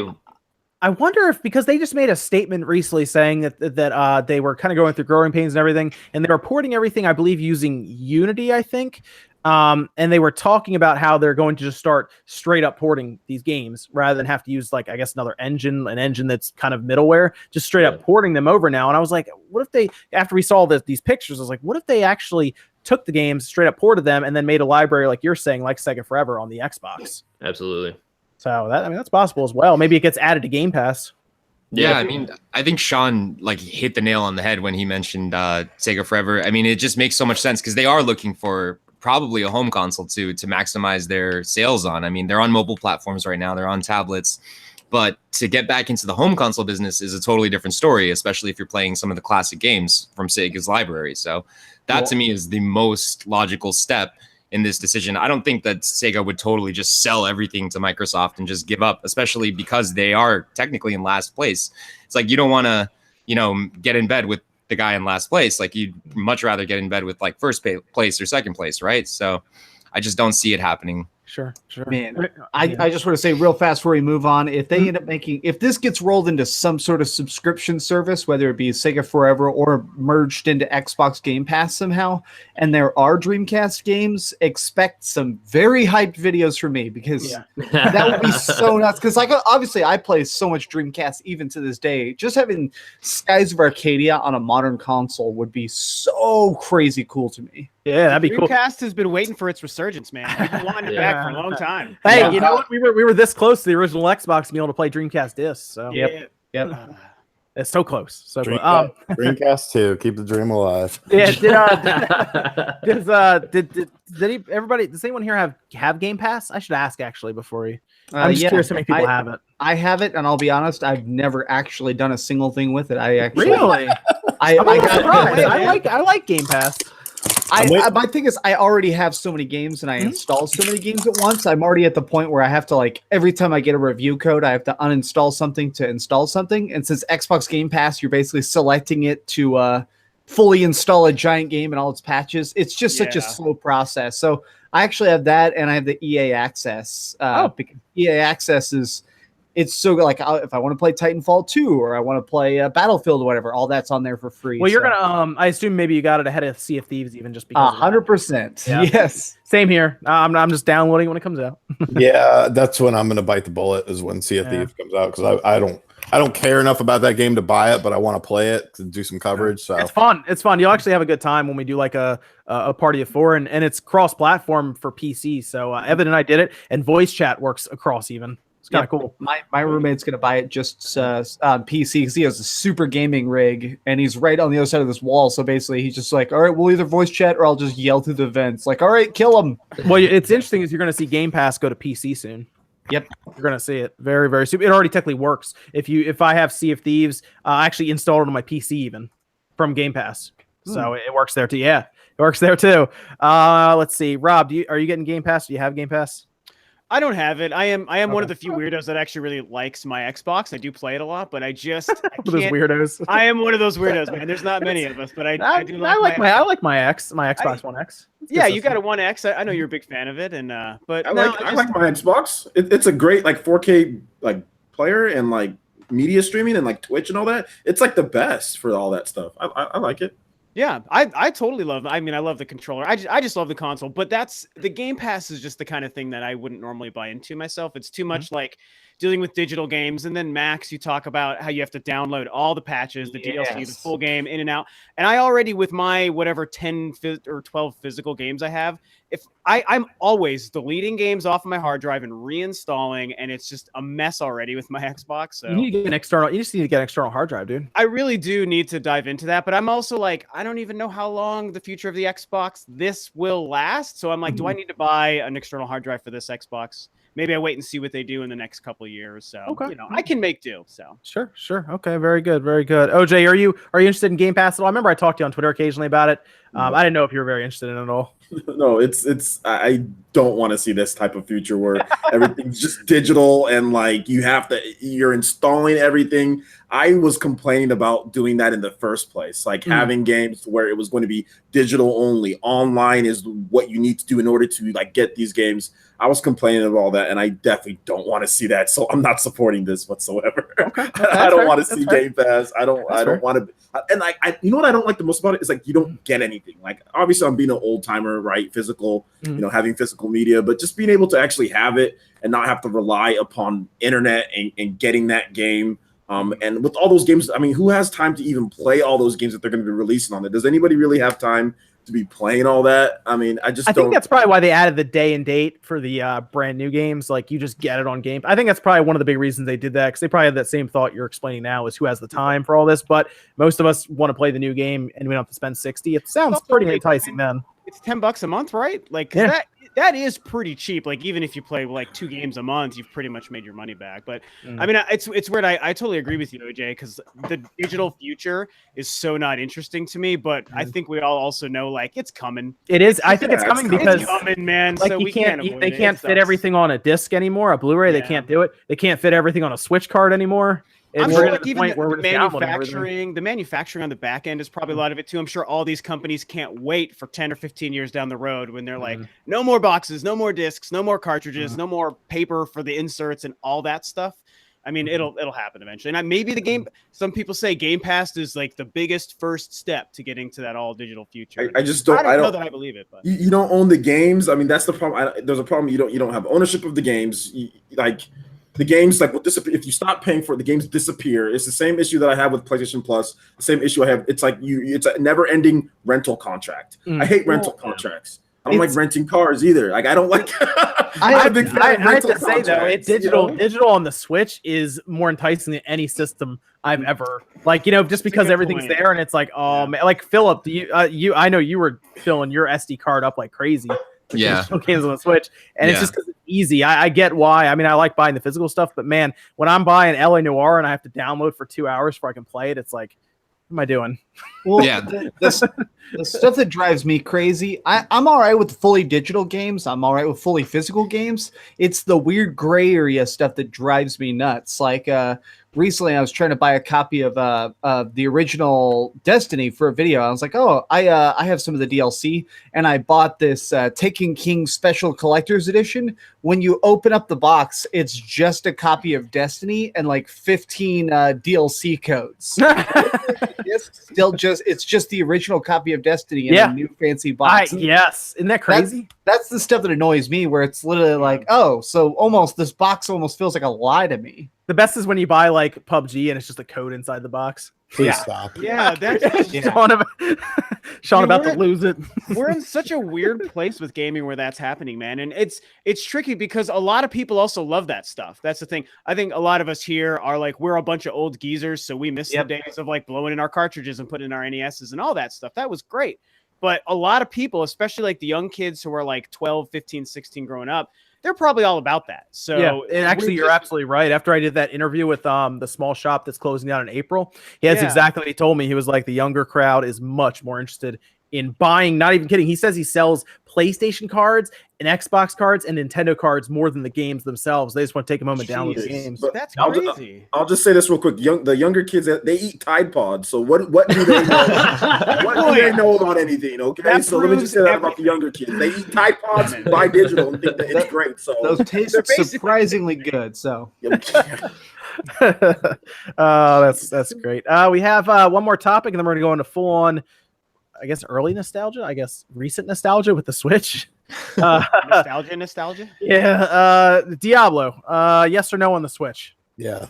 Yes. Yeah. Does anyone believe them when they say that when they're trying to play off like it's not coming to the Switch? I mean, come on. It's happening. Yeah. I mean, and so my theory is that this is the last hurrah of Diablo 3 because we've seen all the hirings. They're gearing up for Diablo 4 right now. So I think they're trying to get one last big boost of sales and put it on the last console. Like we're done. If they can actually run directly from Diablo 3 into Diablo 4, given the huge, ridiculous gap between 2 and 3, that'll be so impressive. And I'll be really excited. I'm sure it's still going to be 5 years minimum, but yeah. I mean, come on. Diablo is a 360 PS3 game, easily moved over to the Switch, probably with better resolution and better frame rates from those. I think currently the size of it's only about 25 gigs, too. Yeah. It's like slap that thing on a 32 gigabyte card. Don't be cheap. and most people will buy it. And Rax, good point, man. Good point. Local multiplayer. Yeah, absolutely. Yeah. Like, it's a great game, and it would be awesome for the Switch. I'd be stoked. Oh, I think the crowd would embrace it. It would also be like direct Blizzard support. So that in and of itself is cool. Yeah, that's a really important point. I mean, we'll just, for lack of a better term, we'll be popping that Blizzard cherry if that happens, and then anything can happen. So is that the first Blizzard game on a Nintendo console since StarCraft on N64 or something like that? So. Somehow it's not Hearthstone. Somehow it's going to be Diablo. I have no idea. I know, right? That happened. Yeah. I mean, it makes total sense for the Switch. Like what Rax was saying with local multiplayer, it's like the perfect game for that. Even if they throw in the online too, like voice communication wouldn't be too big of an issue. You could still make your way through it online. So, I mean, I think it would be very wise of Blizzard to invest in Diablo on Switch. Well, hopefully by the time Diablo comes to the Switch, that'll be sorted out with that September update. Yeah, seriously. If that doesn't have voice chat, I would just come on. Let's get that taken care of already. But especially think it's single Joy-Con play with Diablo. Whew, man. I don't know. It was heavily designed around the full controller. It was even designed specially to have the action roll that only consoles get. Yeah, so there's no way they're going single con. And remember, there was a big thing when it first came out on 360 and PS3. I remember they were talking about they had to redesign the taskbar to such a heavy degree. Yeah. I think there was a quote from the developer saying like turning a 20-button game into an 8-button game was incredibly difficult. So. That'd be a shame if they couldn't get it there. Just even simplified play. I don't know. We had back in the day on the Wii, we had them take FIFA and make it work with just the motion waggle thing. I mean, usually that's not like a normal thing to give someone a single Joy-Con. That's not like something you and roommates or something hang out and do. Everyone should just get a Pro Controller, to be honest. I know that's not right for everybody, but yeah, get a Pro Controller. That's just something you'd give to somebody if you guys should be getting work done and you're at the office with a Switch. So or kids, like my daughter uses single Joy-Con all the time for stuff. So. Sure, yeah, but it's not. But that's not something I'm not going to be going to get that single Joy-Con and start playing some Xenoblade. But I would be curious to see what Diablo could do with the Switches, maybe even Joy-Con features or something. Who knows? Maybe they'll have fun with it. Maybe. So that could be cool. All right. I think we all pretty much assume that Diablo is getting announced probably either prior to E3 or at E3. That I think it's part of a direct, and that's why they were like, "Oh, let's be clever and show this switching on and off." Then everyone instantly in the comments were like, "Oh, it's coming to Switch," and they were just, "Oh man, yeah, busted." They were trying to be clever and they got caught. So, but yeah, I think everyone pretty much expects Diablo on the Switch. And it'll be fun when it shows up because that game I don't think really ever gets old. I think it's a fun game. So, all right, now we've gone through all the topic. Let's talk about the first year on the Switch. Turns 1 today, actually. Turned 1. I think the PS2 turned 18. I saw on Twitter. Yeah. Everyone should feel old now. I felt old for years. So what do you? So let's talk about this because I know Sean, you talked about it in your video. Max, you talked about it. There were some massive opinions that changed, right? Massive changes in opinions on the Switch from when it came out or was announced to even now, I guess. So who wants to go first to talk about how their opinion changed? So I know, Sean, yours changed. I know, Max, yours changed. And then anyone else's. I'll throw mine out there since mine's probably the most drastic. I went from a hardcore Switch hater to a person who absolutely loves the thing. It's just funny to see how much the library has changed. I feel like early on, I thought, man, there's like 4 games at launch basically that were new games, and one of them was Bomberman, and I thought that was terrible. So seeing how much the library has grown, I feel like that's kind of what impresses me most in general about Nintendo this generation is it seems like we're getting classic Nintendo back, which is like we want every single good game to be home on our console. Like I feel like Golf Story is such a great embodiment to that. It's like here's a incredibly unique 16-bit looking experience with hilarious writing and awesome gameplay that you literally cannot get anywhere else in the world but on the Switch. So I feel like the indies won me over almost more than all the big games, and the big games are freaking better than ever. So yeah. Who would have thought that indie support, man? That's a massive thing. Yeah. Blew my mind. Yeah. What about you, Sean? Because I know your opinion changed on it. Yeah, I hated the thing at first. I was like, this is stupid. I want power. I want more. But then once I started seeing things about it, it started making sense. And then once I actually picked one up, I was like, oh, okay, I get this now. So yeah, at first I was very against it. I remember watching the initial reveal. I was actually at work and I was just like swearing and throwing things. And I'm like, what's wrong with you? I remember that. I actually remember that when you first saw it. I hated the thing. It was you made a video about it actually. Yeah. I mean, I did not like it, but all is well that ends well, I guess. So I'm glad they went that direction. Yeah, some people may say they saw it coming, and I'm like, I don't think anybody really saw. Probably we're going to get an announcement in the 17 million range, I think, for sales in the first year. We'll have to do some math. I think it's being around that. After the Wii U, I don't know if anyone would really say, a year and a half ago, oh yeah, the Switch, yeah, 17 million first year, no problem. I don't think anyone did it, but did anyone else's opinion change from I guess bad or good, or even good or bad if you don't really like the Switch as much anymore? Anyone else out there? Yeah, I mean, when I first heard of it, same kind of reaction that Sean had. Like, I was like, what is this? Like, a tablet? Like, whatever. But I ended up having one pre-ordered just on the outside chance that it wasn't going to be terrible. And I'm glad that I did pre-order it.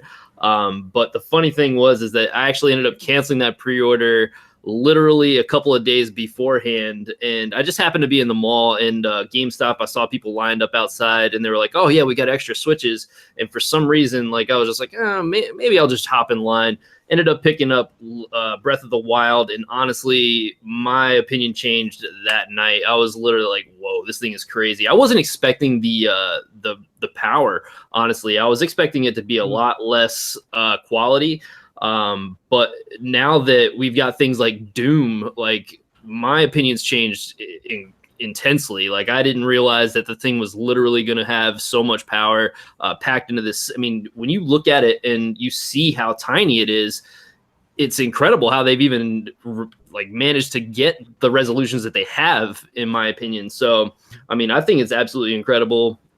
That's really my opinion. It definitely went from garbage to godly in one day. So that's an interesting thing. I think if you watch everyone's unboxing, when you open it up and you see the Switch and you pick it up, you're like, wow, this thing's tiny. Everybody had, if you go back and watch everyone had that same thought if you filmed yourself unboxing it. I did a live stream, and that's the first thing I said when I opened it. I was like, whoa, this thing is tiny.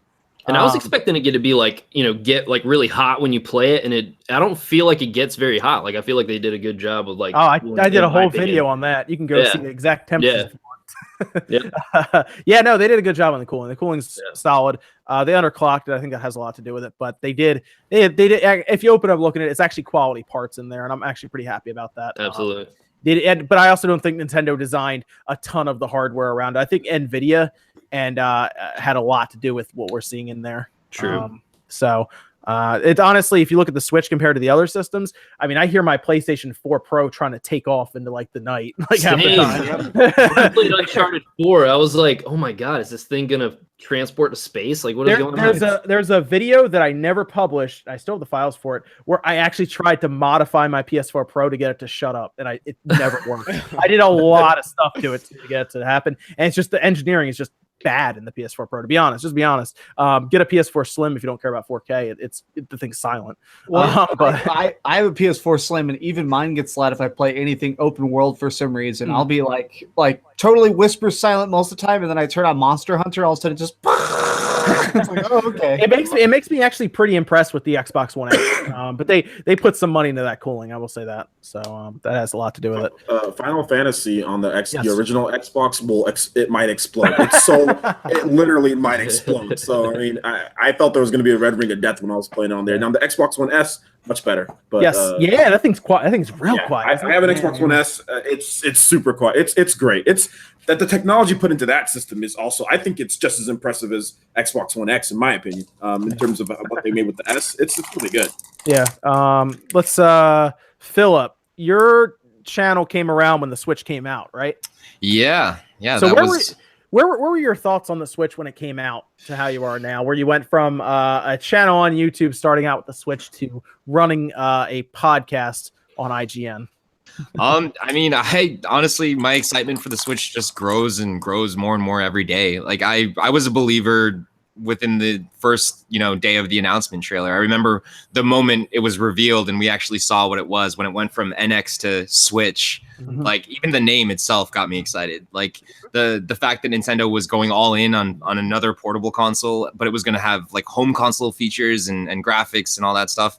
I mean, they won me over instantly. And this was a company that I felt like really burned me with the Wii U. You know what I mean? I was almost mad at them. Like, I was like, I can't believe this. I felt so betrayed. But then and then actually like going to the preview events and picking up, like you went to a preview event before it came out and you got a chance to play it, right? I did. Yes, I did do that. And so I remember like when I went to the one here in San Francisco, actually, I just instantly like knew right away, like this is special. This feels good. Like this feels like a quality or a jump in quality compared to like whatever this thing is, So it's your price tablet. Yeah, exactly. Like there's just no comparison. And now on top of that, like my expectations of the system and my excitement grows even more as we continue to see like more third parties jumping in, more games coming, more first party titles coming that we want to see. And these rumors building up that for the most part, we know we're going to get Smash eventually on Switch. So, you know what I mean? We know we're going to get a Pokemon Switch soon. So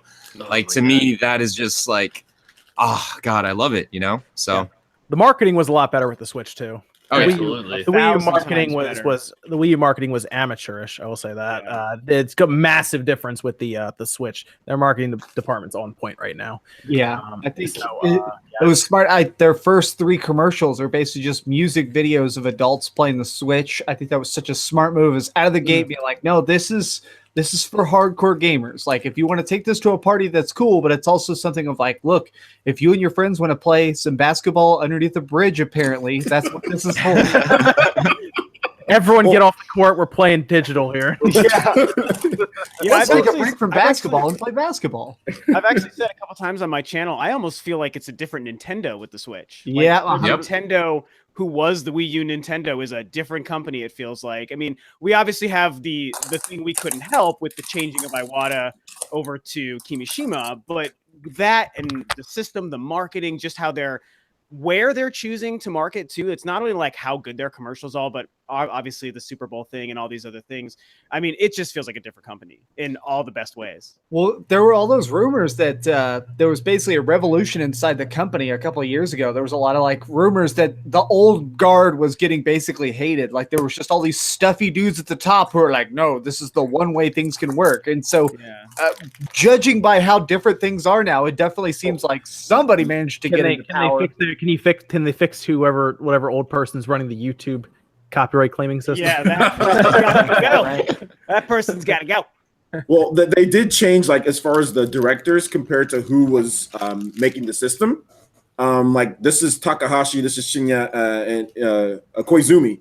They're new guys. I mean, they've been with the company, but they're new in terms of who developed it. Miyamoto and Jinyo, they were the ones who did Wii U particularly, and they moved over to Shinya Takahashi and Koizumi. So they're the ones who did Switch. Also, Scott Moffat, who was marketing and was doing all that for here in America, he left the company, or I think he kind of got like leave, but like they both decided to just I think they kind of just said leave after the whole Wii U marketing, but I mean, like, they got rid of him, and they didn't necessarily replace him. So, like, and they promoted a couple other people to have bigger roles, some of the Treehouse people in terms of marketing and putting things together. So I think overall, it's just a lot of stuff changed. Like, they knew they couldn't do the same thing that they did, with this one. And Miyamoto didn't really even have his say on this console at all. He was just kind of from the outside looking in, and just they would bring it up. Kind of like being a consultant, kind of like things like that. Well, so, he said specifically he's trying to prepare himself to be replaced. So he said every project he would basically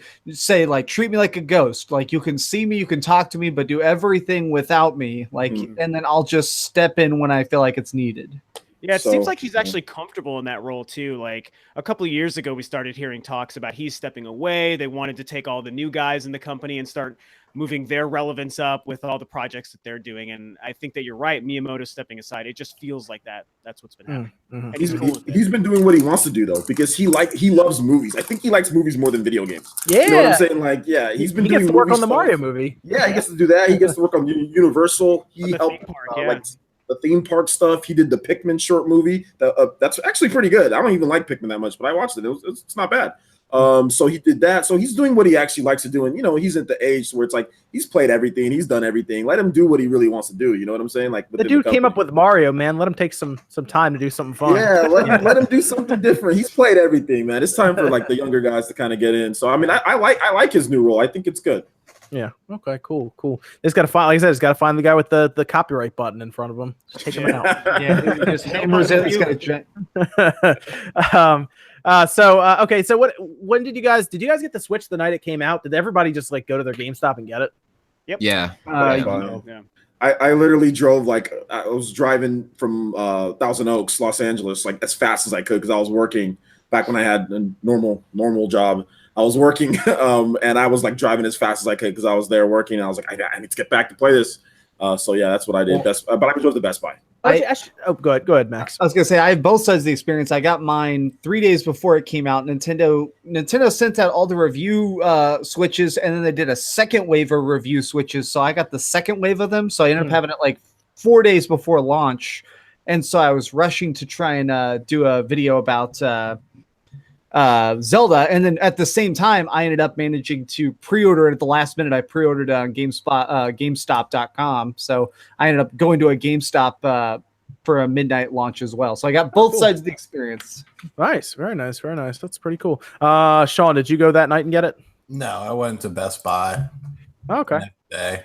Oh, okay, very good. I didn't know if because I went to midnight release. I didn't know if everyone else did the same thing. I was just ready to get it. Yeah, I was midnight, like, I've talked about this thing so much. I'm ready to get it now. I was there at midnight, man. I'm like, I'm getting this thing, but my Best Buy botched it. They let people who didn't pre-order get theirs before people who did pre-order. That's awful. It was ridiculous. And I told them, I said, you guys are messing this up. I didn't get out of there for an hour and a half. And I pre-ordered mine, At least you got your Switch, though. That's a good thing. Yeah. That reminds me of remember the Ouya, the people who backed the Ouya, like the $300 level, were supposed to get it first, and it ended up being in stores before the people who pre-ordered it, and people are mad as hell. Like, give me my paperweight. That's great. Oh man, that is awesome. Yeah, it was a fun night because a lot of us covered it up until then, and it was like. Finally, we can get this thing. So it's interesting because, like, when you talk about finally getting the Switch in our hands, I felt like after 2 years of the whole NX debacle and all the rumors, and then all the patents, and then the fake controllers and all those things. Oh man, we all were put through the gamut when it comes to just finally getting Nintendo's next darn system in our hands, and like when we could all finally walk out of a store with this thing in our hands. Man, that felt so good. Dude, it felt so good. The moment I got when I got mine a couple days before release, at the time, my roommate, I was renting out basically this house from these old people, and the old guy would come over occasionally. And so he was over at the house at the time, and I get this giant box from Nintendo. I open it up, and inside of it was the Switch in its box, and I set it down with like this reverence, like, oh my God, it's finally in my hands. And I'm opening, I'm like shaking. I'm literally on the living room floor. I was so like blown away that I actually had this. So I'm like, and he was like, what is that? I was like, this is the new Nintendo. He was like, is that a good thing? And I was like, I don't know. That's amazing. Oh man, Sean, people are putting you in the Shadow of the Colossus on Twitter. You see that? What? Did somebody tweeted out a picture of the Shadow of the Colossus, and they have the chips as the bag of chips as the Wanderer, and then they have RGU as the big Colossus. I don't see this. Where is it? And then his sword is not hitting the mute button. I retweeted it. I don't see it. Who did that? I just retweeted it. Yeah, that's funny. Oh, yeah, okay, I see it. That's amazing. Oh man, that's funny. OJ, let me ask you, man. You were around talking about the Switch when it was still not really known what it was, right? And you and Dave had a very interesting stream. Oh yeah. Best stream ever. Can you explain that? I heard you talking about it in your live stream, and we're kind of talking about memories of the Switch, and I have to talk about that because you talked about it in your stream, and it was an interesting story you had there. Which story was it? There was like multiple ones. Can you give me a hint so I can remember? It was when the Switch was revealed from not being a home console. Oh yeah. So me and Dave, we were there, and it was so funny because we were so confident that he was right with this information. Nintendo came out the day before and was like, our next home console, and everyone's like, there you go, a home console. It's gonna be what he said. And then when we were on the stream, we were streaming beforehand, we were all like, okay, this is exactly what we're gonna be, what it was. And then we started watching it, and look, the dude's sitting down, and we're like, look, it's a home console. Like, and then all of a sudden he walks up and like he detaches the controls, and I was like, detachable controllers, and like you see Dave's face just go like, It was the best. It was the best. I was just laughing uncontrollably. I had a hard time not laughing about how wrong we were. So it was a very interesting day, and it's funny to look back on these things back then because there were so many rumors and stuff flying everywhere, and it was Nintendo throwing everybody through a loop again. So I thought it was hilarious, like how wrong we were. Like I thought it was really funny. Like my face was like I was like covered like this the whole time. I thought it was funny. But yeah, like that's pretty much how we spent it that time. I was still not 100% sold. It wasn't until January when they showed off that event, and I watched that event multiple times. That's when I was like, okay, I'm sold. Because I actually counted all the games. I'm like, like they come out with everything that they're saying that they're going to come out with in this first year. This system is going to be amazing, and that's kind of when it turned my opinion around. I feel like it's games, man. They'll do it. I feel like I'm the only person who took months to be won over. Like all of y'all were so on board. I'm the one person who was so slow. Like I literally had my Switch for probably 3 or 4 months before I finally was like, okay, I admit I was wrong. This is sweet.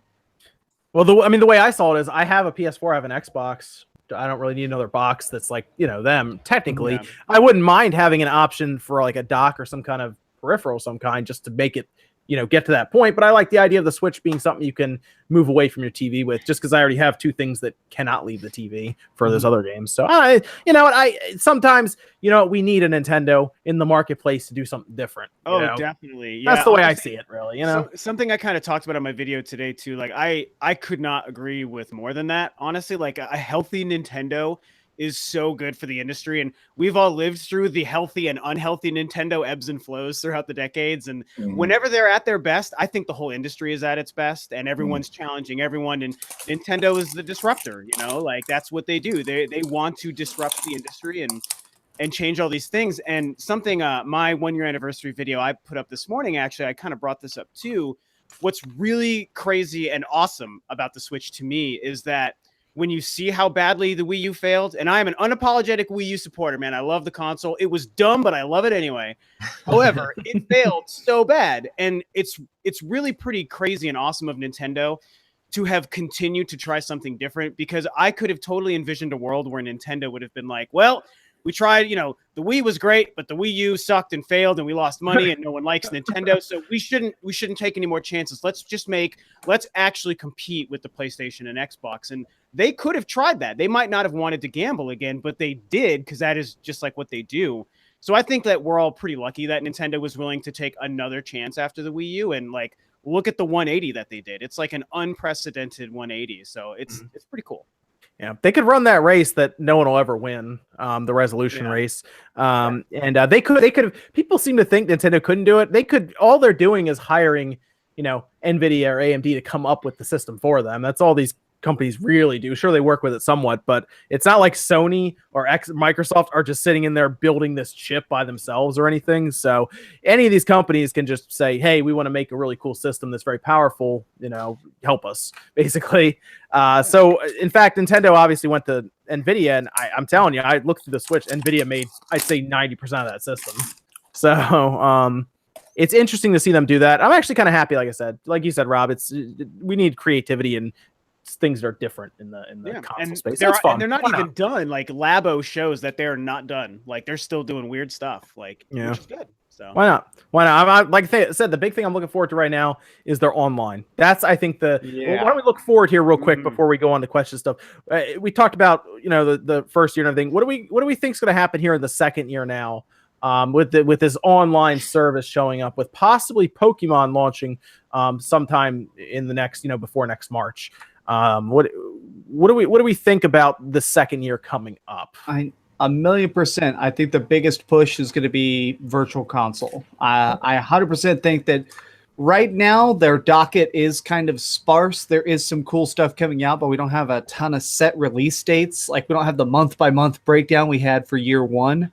And I think that's because they're purposely leaving the path clear right now so they can just drop a Virtual Console bombshell at some point. Because even in chat, I see people talking about the fact that if they just brought Chrono Trigger, the original Super Nintendo version of Chrono Trigger, over on the Switch, stuff like that would just be such an explosive bestseller. So I 100% that's where all my faith is right now. Okay, Virtual Console. I think a lot of it's going to center around online.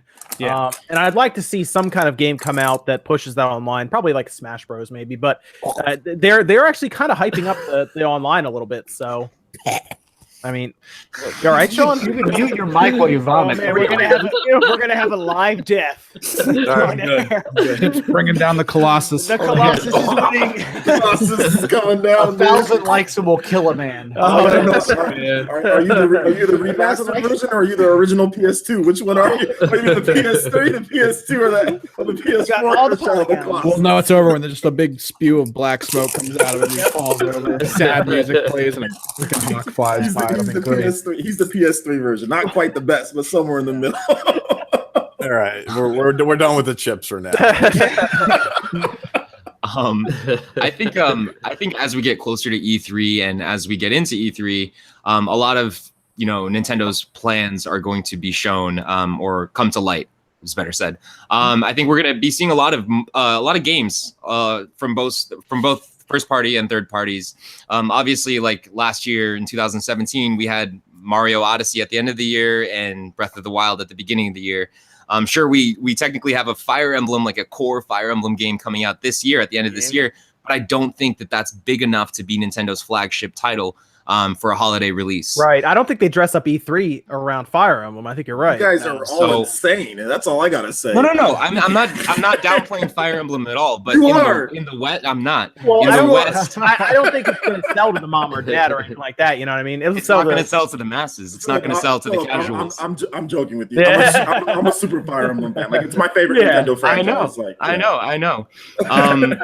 But I love Fire Emblem too, but at the same time, I don't think it's strong enough to be their leading game for the platform. I think that it's going to have to be something like Smash, or it's going to have to be Pokemon. Yeah, exactly. Got it. Yep.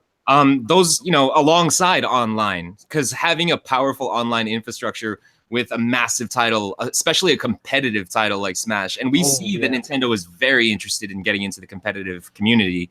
Yeah. That would be very impressive.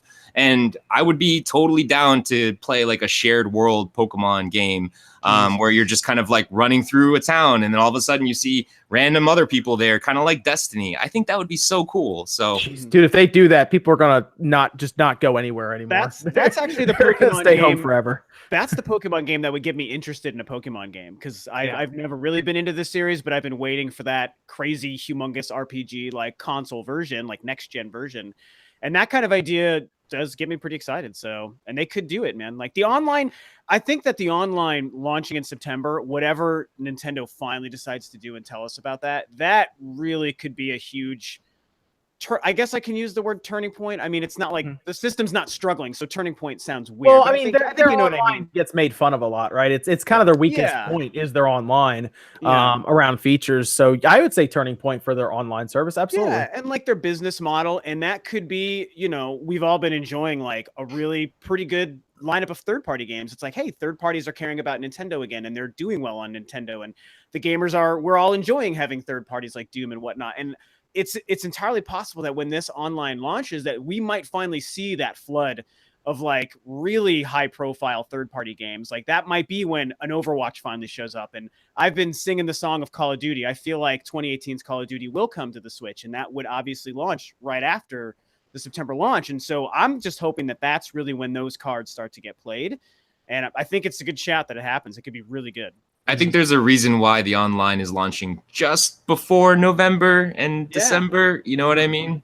They're probably getting ready for something. Yeah. I think so, yeah. And also their own games. I mean, you know, I can talk about Call of Duties and whatnot, but you bring up Pokemon, you know, does Metroid launch this year? Maybe, maybe not. There's a lot of talk about if that has online multiplayer. Every day I'm leaning more and more towards thinking that game probably will have some kind of online stuff, and Smash would be huge. So first and third party, man, September could be huge. If it's just called Pokemon Online, people are going to lose their minds. They can call it Pokemon Line. Boom. Okay, I see people talking in the chat right now. I'm going to give you guys a deal, okay? People in the chat. If this stream gets to 1,000 likes, we will not unlist it and it'll go live. It'll go public instantly. All right. I will work out something to do with the Patreon. So I see people, because this is the biggest SpawnCast to have. It's the Switch's first birthday. I think I'll come up with something for the Patreon people, Evan, don't worry. But if you get to 1,000 likes, we'll make it go live right away. It will not go unlisted. I'm going to cheat, and I'm going to like it right now myself. I can't say I didn't do that. So there you go, guys. I don't think we've ever hit 1,000 likes during our streams. There you go. I'm giving you guys an ultimatum there for that. Holy. That was a big jump. Yeah. So there we go. All right, so we're about 25 minutes actually out from the end of the stream. I guess we can go through some of the questions. Evan, you want to get any set up from the Discord, from the Patreon that we have? And let me bring up any of the super chats or anything that went through, just so I can get that set up. You guys can talk amongst yourself for a second while I get that going. So how about that time when RGT almost died? Which time? Well, about 10 minutes ago, specifically. Well, the real mystery, we don't know what kind of chips they were. That's the real question. They are habanero, white cheddar, quinona, chia chips. You lost me at white cheddar. White cheddar is disgusting. I can't explain why. It's awful. I love it. Terrible man. Let's see. Super chat. I will go through these now. We have Robert Erickson, who dropped the 20 secs on us. It's a jackpot on SpawnCast tonight. Thank you, Robert. Appreciate that. The Wolf Den, again, donating that save slot from Metal Gear for us. $9.99. He says he's not home, but have some money. Thank you. Check out Wolf Den. Good channel. Good channel overall. Bob's awesome. So make sure you check them out and subscribe to them. Good people over there. They actually just unboxed their silver play button, actually. This last stream, I believe they did. So they're moving up. Yeah, I know, right? They're moving up in the world. Someday. This is from Jinto Key. Said, just bought Gravity Rush 2 on sale for $23 until the 6th. Glad to hear the PlayStation's focus on single-player games. That's actually a big point. We just saw Horizon Zero Dawn hit 7.6 million sales. Yeah. Which is good. People like to compare Zelda and Horizon as being competitive, but technically, if you really look at the landscape of gaming now with games as a service, they're technically on the same team trying to keep single player games alive. So there's a Bethesda. There's a crazy sale going on PlayStation Network right now. Like basically everything that won any sort of award in the last year is super discounted. I just got Titanfall 2 for $6 on PlayStation 4, which that is a steal. Yeah, and the really single player game that has one of the best single player shooter campaigns ever. So seriously, $6 is ridiculous. Yeah. What about Battlefront 2?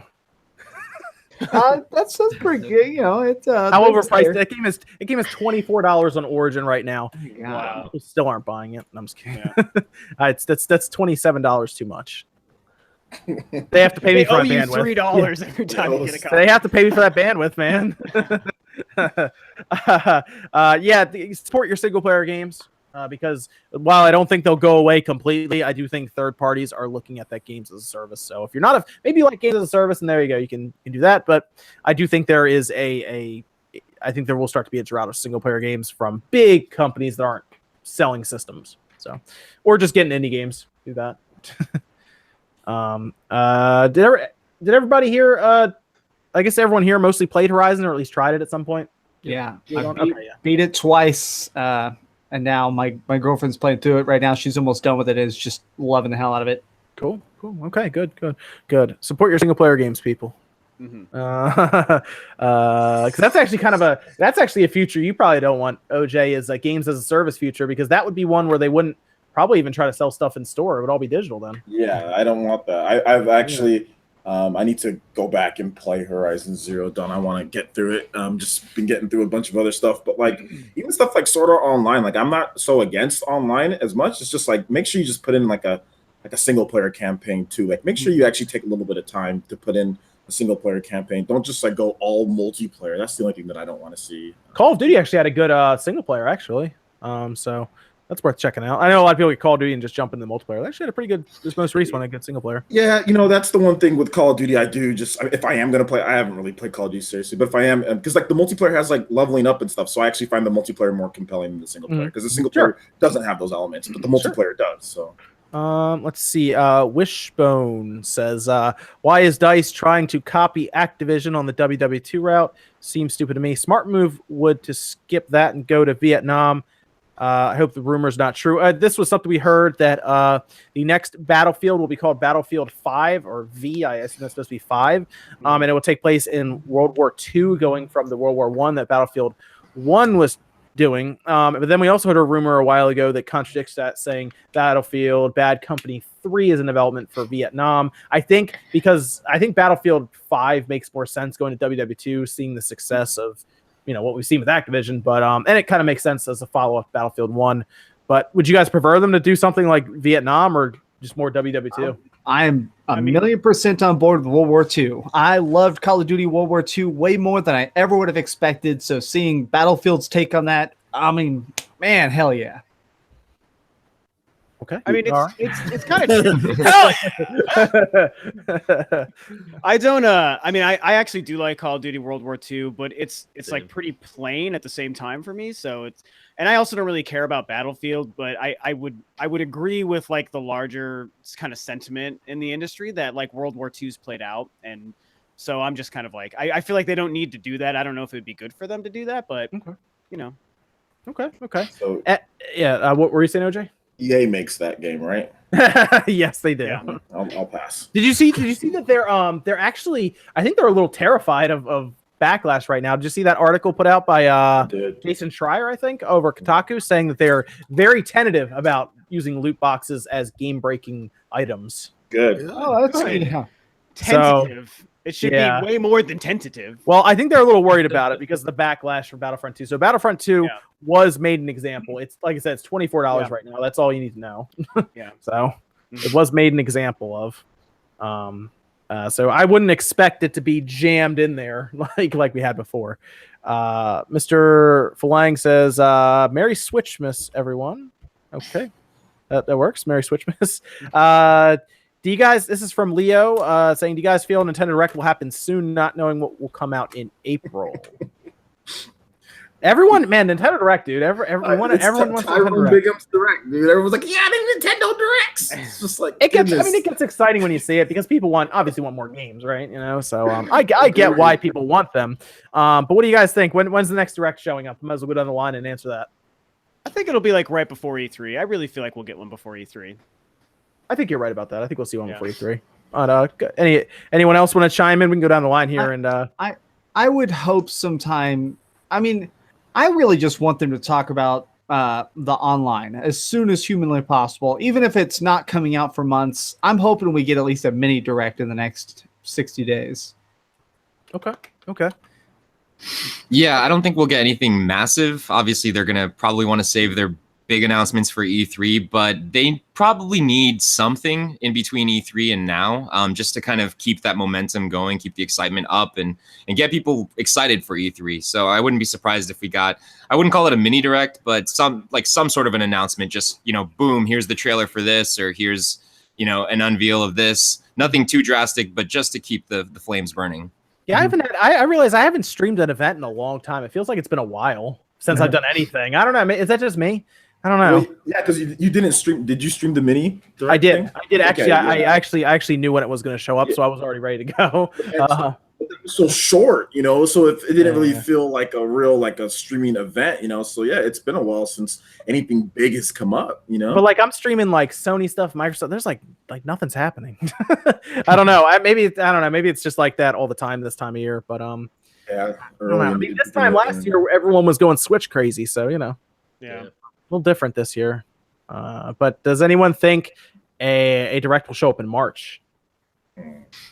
Yeah, there was some fake Photoshop thing that was floating around earlier in the week that said March 8th. And I was so realistic, I believed it 100%. My actual my schedule of videos says March 8th, Nintendo Direct, ? So, but I guess that turned out to be fake. So.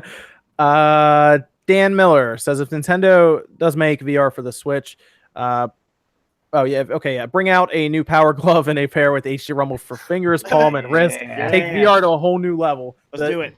How ridiculous would that be if next year we're talking about VR with a Power Glove coming out? Ready Player One. Let's do this. Yeah, we need a right and a left Power Glove, man. We got to do it. Dude, the Joy-Cons cost $80? I wonder how much this thing's gonna cost. I mean, how crazy would that be though if you have Rumble in each fingertip and each part of your hand and everything?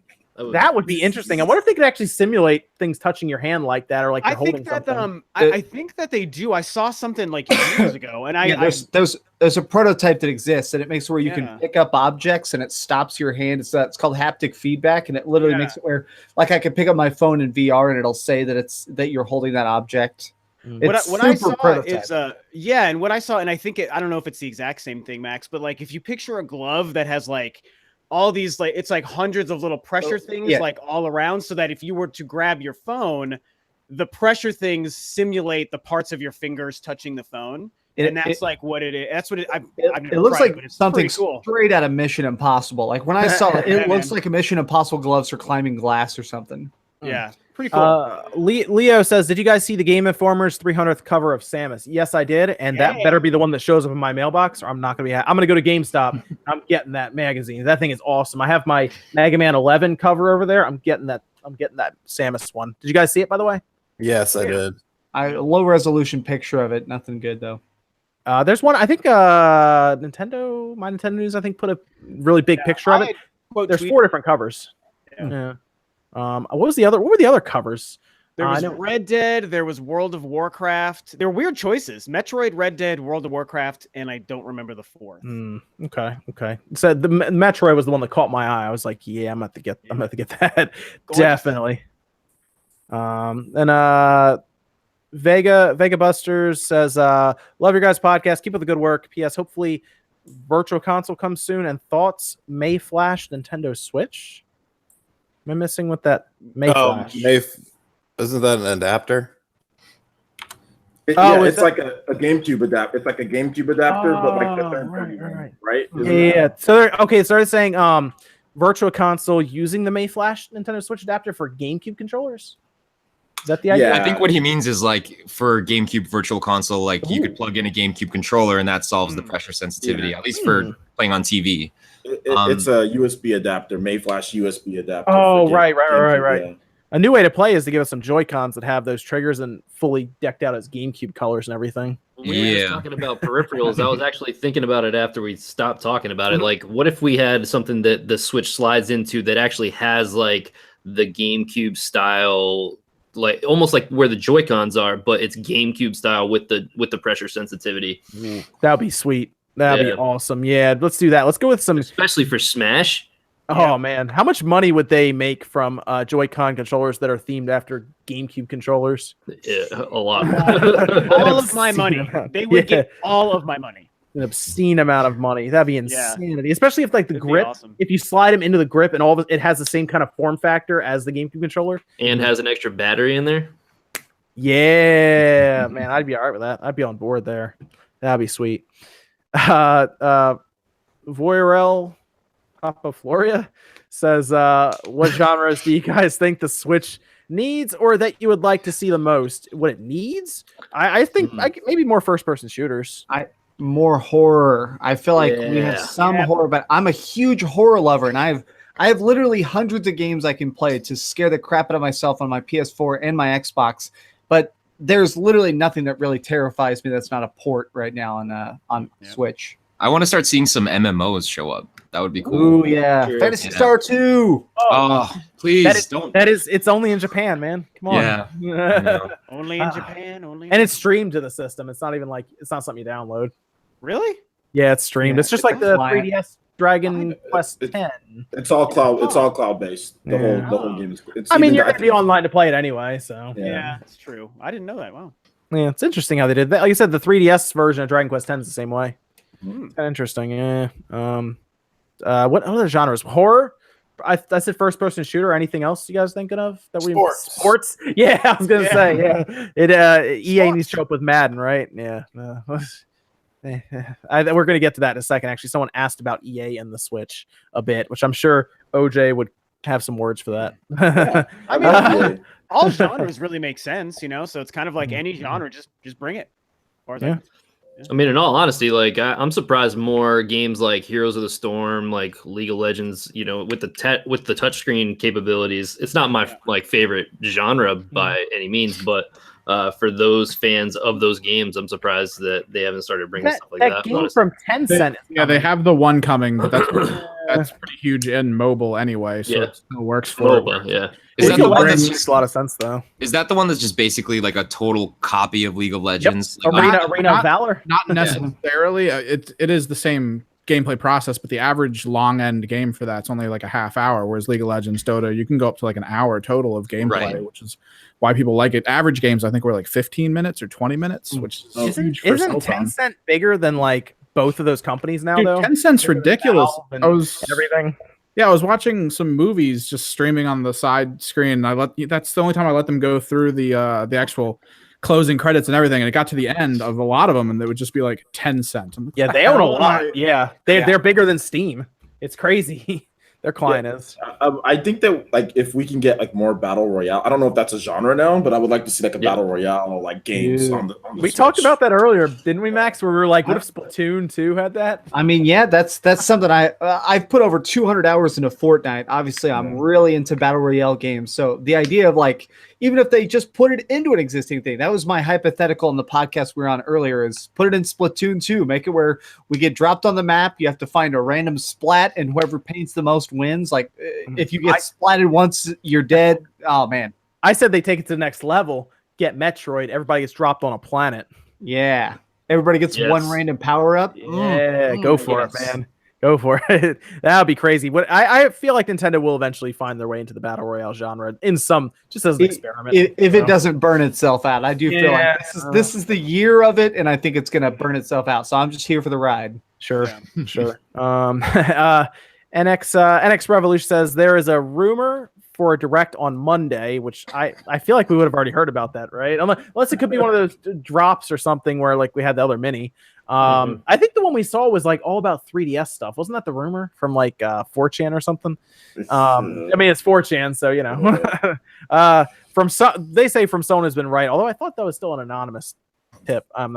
So in the spirit of that, when do you guys think the next Direct will be? We kind of talked about that a bit, right? We think it'll be just before E3, maybe like in April or May, just to introduce any new games. Like we need to be introduced to Fire Emblem, and I feel like they should do that before E3, so then they can spend E3 in the treehouse telling us everything. Yeah, that's exactly what I was thinking. Maybe if they wanted to drop like, here's an actual gameplay trailer of Fire Emblem, and maybe even like Metroid, and say, here's the trailer, and then learn more about it at E3 next month or whatever. You guys are going to learn how popular Fire Emblem is going to be. It's going to come out and it's going to sell like 6 million. I'm telling you guys, watch.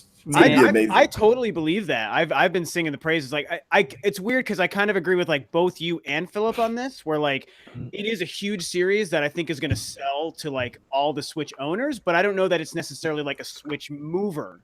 I don't like a system seller. That's kind of where I'm like, if it sells 6 million units, I'm gonna draw a giant dick on my face for a video. 6 million is I don't think. Get ready. Get ready. I'll buy a has to make a just bet. in case. What are the other ones? To make a bet. I'm about to buy 5.9 million units myself. What are the how do the other Fire Emblems sell from the 3DS? They all sell 2 million, around 2 million or in that area. But it's 3DS. What's coming back to the Switch? I'm telling you, it's gonna blow up. And you're on a system like you're on like the home console and the portable aspect. You're gonna get people who love the home console Fire Emblems and people who love the portable Fire Emblems coming together. It's gonna be glorious. It's going to be absolutely glorious. I think there will be people who will try it out. Yeah, absolutely. I think there'll be more than usual trying it out. But if it comes out like a month before Pokemon, people are going to probably start to forget about it when Pokemon comes out. They'll space it out. They're not going to launch it right next to Pokemon. They'll space it out a bit. I mean, I would see it like kind of like how we see Xenoblade a bit. It's more popular, I think, than Xenoblade. But I mean, Xenoblade came out December 1st.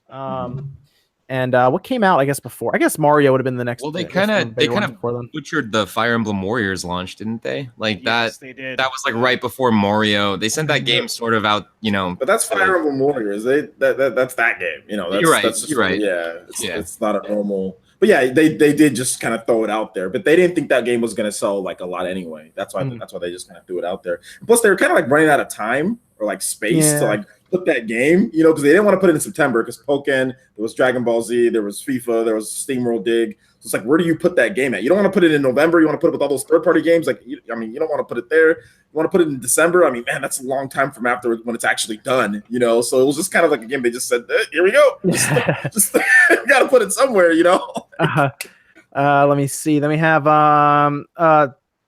Sakan says, I bet Philip knows E3's lineup. It's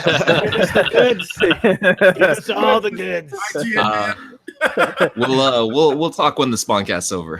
There you go. Yeah, right. Can you just bring Reggie into the chat once we go offline? Yeah. I have a couple of questions I gotta ask him. I want Altano, Reggie, and Per Snyder all here next week. When's another 3 coming out? Abaddon says, awesome show tonight, guys. Check out his channel. We had him on the SpawnCast. Yep. Great guy. I don't know if we have his channel link at somewhere. I can find it real quick. Pull it up. We'll drop it in the chat. Check him out. Good guy there. Thanks Abaddon, for that. And then Orlando28 says, he mentioned Philip. You were talking about FIFA, I guess, at one point with EA. FIFA sold 500,000 copies. That sound right? Oh yeah, that was on my NBC show. Oh, yesterday. Okay. So somebody crossing over here. All right, very good. Crossing paths. Yeah. It sold about 500,000, I believe. That was one of the top selling. I think the third top selling third party game for Switch this entire first year. And they said, so why is EA treating Switch so badly? I said it loves everybody, subbed everybody. That's what they said. But they're asking why EA is still so tentative, I guess, about the Switch. I feel like that's a pretty good question with how the Switch is doing. And FIFA at 500,000, it's pretty good for a new system. And they technically didn't put the exact same version of FIFA on it. Well, if you look at the direction EA was, going with their business, like it wasn't really like on par with or parallel with Nintendo's vision for gaming, like we don't see very many in-app purchases or loot boxes or stuff like that showing up in Nintendo games or on Nintendo platforms. Whereas EA, it seemed like that was their whole business model for like the last year, 2 years. So I just don't think that they were prepared. Like they obviously knew like Nintendo was making a new console, so we got to get FIFA on there, and then Faye with EA Originals. But they didn't, that was Zoink. That wasn't them. Yeah. So I think that, they just have a lot of catching up to do. They probably regret it. They probably are pissed that they didn't invest a little bit more in like single player experiences that would transfer well over to Switch. So I think that it might be a little bit of time. Like maybe we'll get Mass Effect ports for Switch. I would personally love killer. That. Oh man, that'd be pretty interesting. I think that's just the game plan right now for all these publishers that were afraid. Go ahead. Does Madden make it this year? That's the question. That's the big one. So I'm just gonna randomly throw my guess out there. I'm thinking, yeah. Yeah. I don't know why. I just feel it, man. Yeah. Yeah. I mean, I totally agree. I think it would be the year for it to come out. I mean, FIFA came out last year. That was for Europe mostly. Let's face it. And a lot of people do want Madden on Switch, and that's for the West. So makes sense. Madden, I think, usually comes out in August, right? Which is right before the online hits in September. So it's kind of all falling in line with that little time period there. So who knows? Yeah, I mean, that sounds like an E3 announcement if it's going to happen. So yeah. The other question is, does WWE 2K19 come out? And do they give me a free game for buying their $60 broken mess? Man, that'd be the dream. I don't even want it to come out, honestly. They should that. I mean, I don't think it's getting fixed. And they should be like, hey, if you bought it, we're sorry. Here's an actual working version in 2K19. If they show up on the eShop, don't even show up. If they show up on the eShop, $60 for 2K19. Are you kidding me? I'm sure they will. I have no doubt that they're just going to sweep this shit under the rug and then move about their business and release a game next year. That's the definition of shovelware. And if it's sold, then we'll see another. $60 shovelware that doesn't work. Man. All right, I have another incentive to get this stream up to 1,000 likes. I will only refer to Sony as Tony for the next week. If this stream can get to 100 likes. And that means I got to go be on camera at IGN. So I'm going to look like a real idiot. Talk about Mr. Tony. Let's get this. Wait, that means you're going to have to tell them why you're... okay, all right. There's going to be like, who's Tony? You're like, I lost a bet, so now I have to only talk about the Tony PlayStation 4. They're just going to have to understand. The stream needs 1,000. Like when you're at your desk working and they're like, hey, somebody dropped out from Beyond. We need you on there, man. Oh, God. Next week's the week. I end up on Beyond. Man. That would be great. Oh, man. There you go, guys. And we're out of look at that. It's going to be any second now. All it took was Tony to do it. Yeah. Good job, guys. There you go. So this will be live. 1,000. Oh, man. And the chat goes crazy. There you go. It's a binding contract. Yeah, right.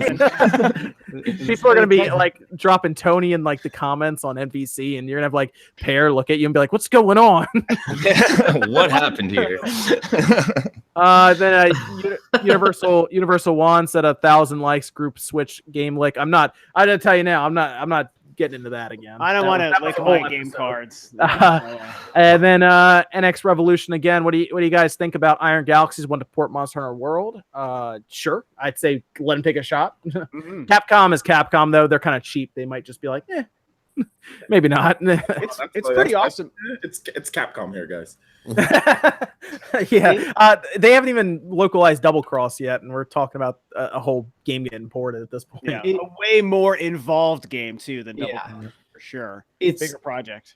It's super interesting to me that they're stepping up like that. I don't think I've ever seen someone just so publicly be like, "Come on, coach, put me in the game." Like, but it almost feels like a call out a little bit. Go ahead, Evan. Yeah, but it almost feels so empty because you're still a company. You still have to, have money on the table to do it. So just to stand there and be like, "We'll do it." That's that moment just before we'll do it for a couple million. Thank you. And yeah. Could be interesting to see them try to get that on Tegra. That'd be fun, I think. Well, it should be easy too because that game's on the MT framework. And back when the Switch was getting launched and they were talking about compatibility, the framework on the Wii U, I think, took like 16 months to port, but on the Switch it only took 2. So I'm guessing this dude came ready with numbers and everything. Yeah, but I'm guessing it has more to do with most likely the models, the textures, having to figure out how to downscale it all properly. And maybe they added a couple extra modules into MT. I don't really know. It'd be cool to see. I mean, I'd be all for it. Why not? Let's see what Iron Galaxies can do with this. I mean, they did a good job with Skyrim, but I think they also ported Borderlands to the Vita, and that was something. Chris Levy says, "Great podcast, love it. You deserve the support you get, and keep doing the great work, everybody." We got you, man. We'll keep it up. That is the last super chat. Evan, Discord questions, go. We have a couple minutes since we started a little late, and then we will. Well, we inadvertently answered 2 of them. So, nice. What do you think Nintendo will do to make their online service stand out from Xbox Live Gold and PS Plus? Ooh, well, they're going to give, I think, more recognizable games with Mario and probably Zelda and Metroid and stuff as from their library. They have a great library to pick from. They got an awesome advantage there if they want to, and they're going to add online support for their NES games. So I like the sound of that. Yeah, I do like the emulation support with the online. Like that extra step is just so nice. Yeah. Is there any way for Konami to come back? What IPs do they have to? Silent Hill have left. Castlevania. Yeah. 2D. None of this 3D bullshit. It doesn't work. They always suck. They're not good. Okay, Preach. wait, hold up. Yes. Wait, just 1 second. Okay, Lords of Shadow isn't the first one. It's not completely horrible. It's a pretty good game. I like them. It's a good game, Other than that cheesy scene where Dracula talks to a businessman, it's a pretty good game. I mean, it's not a bad game. I just think it's a bad Castlevania. You know what I'm saying? I don't think 100%. Yeah. I don't think it fits within the world of Castlevania. Like Castlevania should be 2D, 2.5D, classic style. You could do Metroidvania, you could do levels. I don't give a shit. Did you know Lords of Shadow is the best selling Castlevania game ever? Yep. Well, to be fair, the gaming industry when the good Castlevania games came out was a fraction of the size. True. Yeah. NES, Super NES. Nobody owned a damn PC Engine in the States with Rondo of Blood. The N64, the Symphony of the Night. That sold very well. And then you had the 64 games came out, and everything just went to shit. Well, the DS games are pretty good. No. DS games are phenomenal. 2D Castlevania games, there's not many that are bad. Even Lords of Shadow Mirror of Fate, I think is a solid, decent Castlevania 2D experience. Yeah, but they just kind of lost their way. The Rebirth, that's what they need to do. Take all those Rebirth games from the Wii eShop, upscale them to HD, put them on a cartridge, and sell it to me. There's a rumor with that, so maybe we get that. I would take a collection in a heartbeat. Yeah. I recently replayed through the Castlevania collection that's on PSP, and playing a lot of those remakes of the old games are just so freaking clean. Like, put that on a Switch today. Yeah. I even want like a Ghouls and Ghosts collection. Like if you gave me like Super Ghouls and Ghosts, Ghosts and Goblins, Demon's Crest, like all that stuff. Good stuff. I'd pay just to literally have that soundtrack again. I love it so much. Some of the best music, I'm curious, Sean, how do you feel about Castlevania 2? Because that's such a divisive game. I mean, Castlevania 2 to me is like Zelda 2. The series didn't have an identity yet. They tried to do something different. It didn't really work. I think the hack that came out that corrects the text and like makes the text so that it's logical and it actually guides you is good. But yeah, I mean, at the time it was like that was a Nintendo Power game. But then again, there was a lot of games that were Nintendo Power games. You had to buy the freaking thing that had the maps and stuff. Hey, Sean, can you send me a channel to raid, a small one that's live streaming? You just send it to me on Twitter or in the Hangouts chat. All right, let me see. People are asking, and we actually have a pretty good crowd, so we could blow somebody's mind. Blow their minds. Yeah. It's fun to do. Send it to a smaller channel and let them get some peeps in there. Evan, who else do we have? Anything else in Discord? I guess someone else is typing, but I guess finally for what I have right now, I think I know the answer to this. If the Nintendo Online launches and the voice chat is still delegated to the cell phone, Do you guys get it? I mean, I'm pretty sure we do because I'm imagining their emulation service is going to be attached to it. So at least for that, I'll be annoyed still, but I'll be forced to get it. But I'm going to make a seriously ragey rant about it because I feel like voice chat is 100% my biggest problem with the Switch right now. I mean, more than anything, I need to be able to talk to people. I am such an online shooter person. The fact that I cannot talk to people drives me nuts. I'm curious. It's weird that they haven't added any other game to that app. Right. Yeah. You know, like even with Payday 2's release, like why didn't they just figure that out real quick? Yeah. I think that it's safe to say that voice chat app is probably not going to live much longer. And I think that if we do see voice chat come to Switch, it's probably going to be just on the hardware itself. So I really hope so. I mean, otherwise, like we would have seen Payday come day and day on the voice chat app. They obviously tried to make it happen. Nintendo said no for a reason, you know? So interesting. Yes, that's the big thing. If they were all behind this app, we'd have more than Splatoon 2 on there right now. Right. Seriously, yeah. Make it a Exactly. companion app. Games, It works great as a companion app, something you can look at your stats and everything on. But move the voice chat to the system. We already know it can do it. Splatoon 2 works fine through LAN with voice, so move it over, man. Make that's I have to imagine that's the big thing about online. They're gonna reveal that voice chat actually works with the system. Yeah, I think that's part of the reason why when they finally revealed when it was coming, I think a lot of us were shocked it was like in September near the end of the year. I thought it would actually be even like today. A couple months ago, I was like, oh, they're going to do it on the 1 year anniversary. But it's 18 months into the console's life. I bet it's because I agree with you guys. They're probably reworking their infrastructure around that app, man. I can't imagine they want to keep that thing going. Oh, Phil, they put you in the Shadow of the Colossus. That's good too. I retweeted that one too. Oh, am I in there now? Okay. Yeah, I like that. That's funny. Somebody did that. I retweeted. If anyone wants to check it out. That's good. Philip, if we reach one, I'll call Sony Tony the chat. That's good stuff. Oh man, that person's on point tonight. Yeah. Right. That's great. I love that one. Yeah. Awesome. Aiden Quinn, you're on point tonight, man.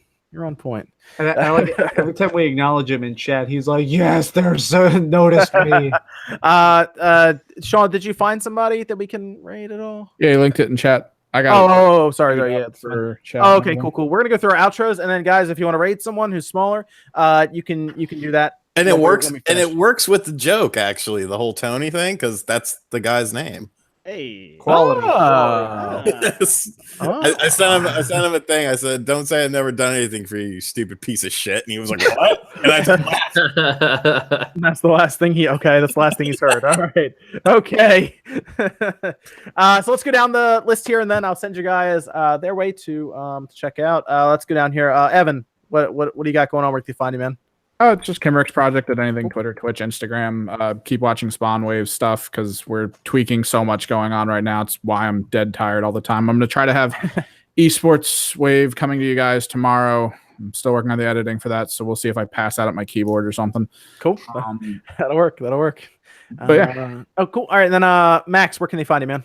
YouTube.com/Dreamcast guy. I have a very different style of video coming out on Monday that I'm really proud of, actually. I have a video coming out called Why I've Played 200 Hours of Fortnite Battle Royale, kind of just breaking down, as somebody who literally used to pay his bills winning Halo tournaments, why I think that this new Battle Royale craze has caught on so much. So it's very different, but if you want to see something like that, I think it's going to be coming out.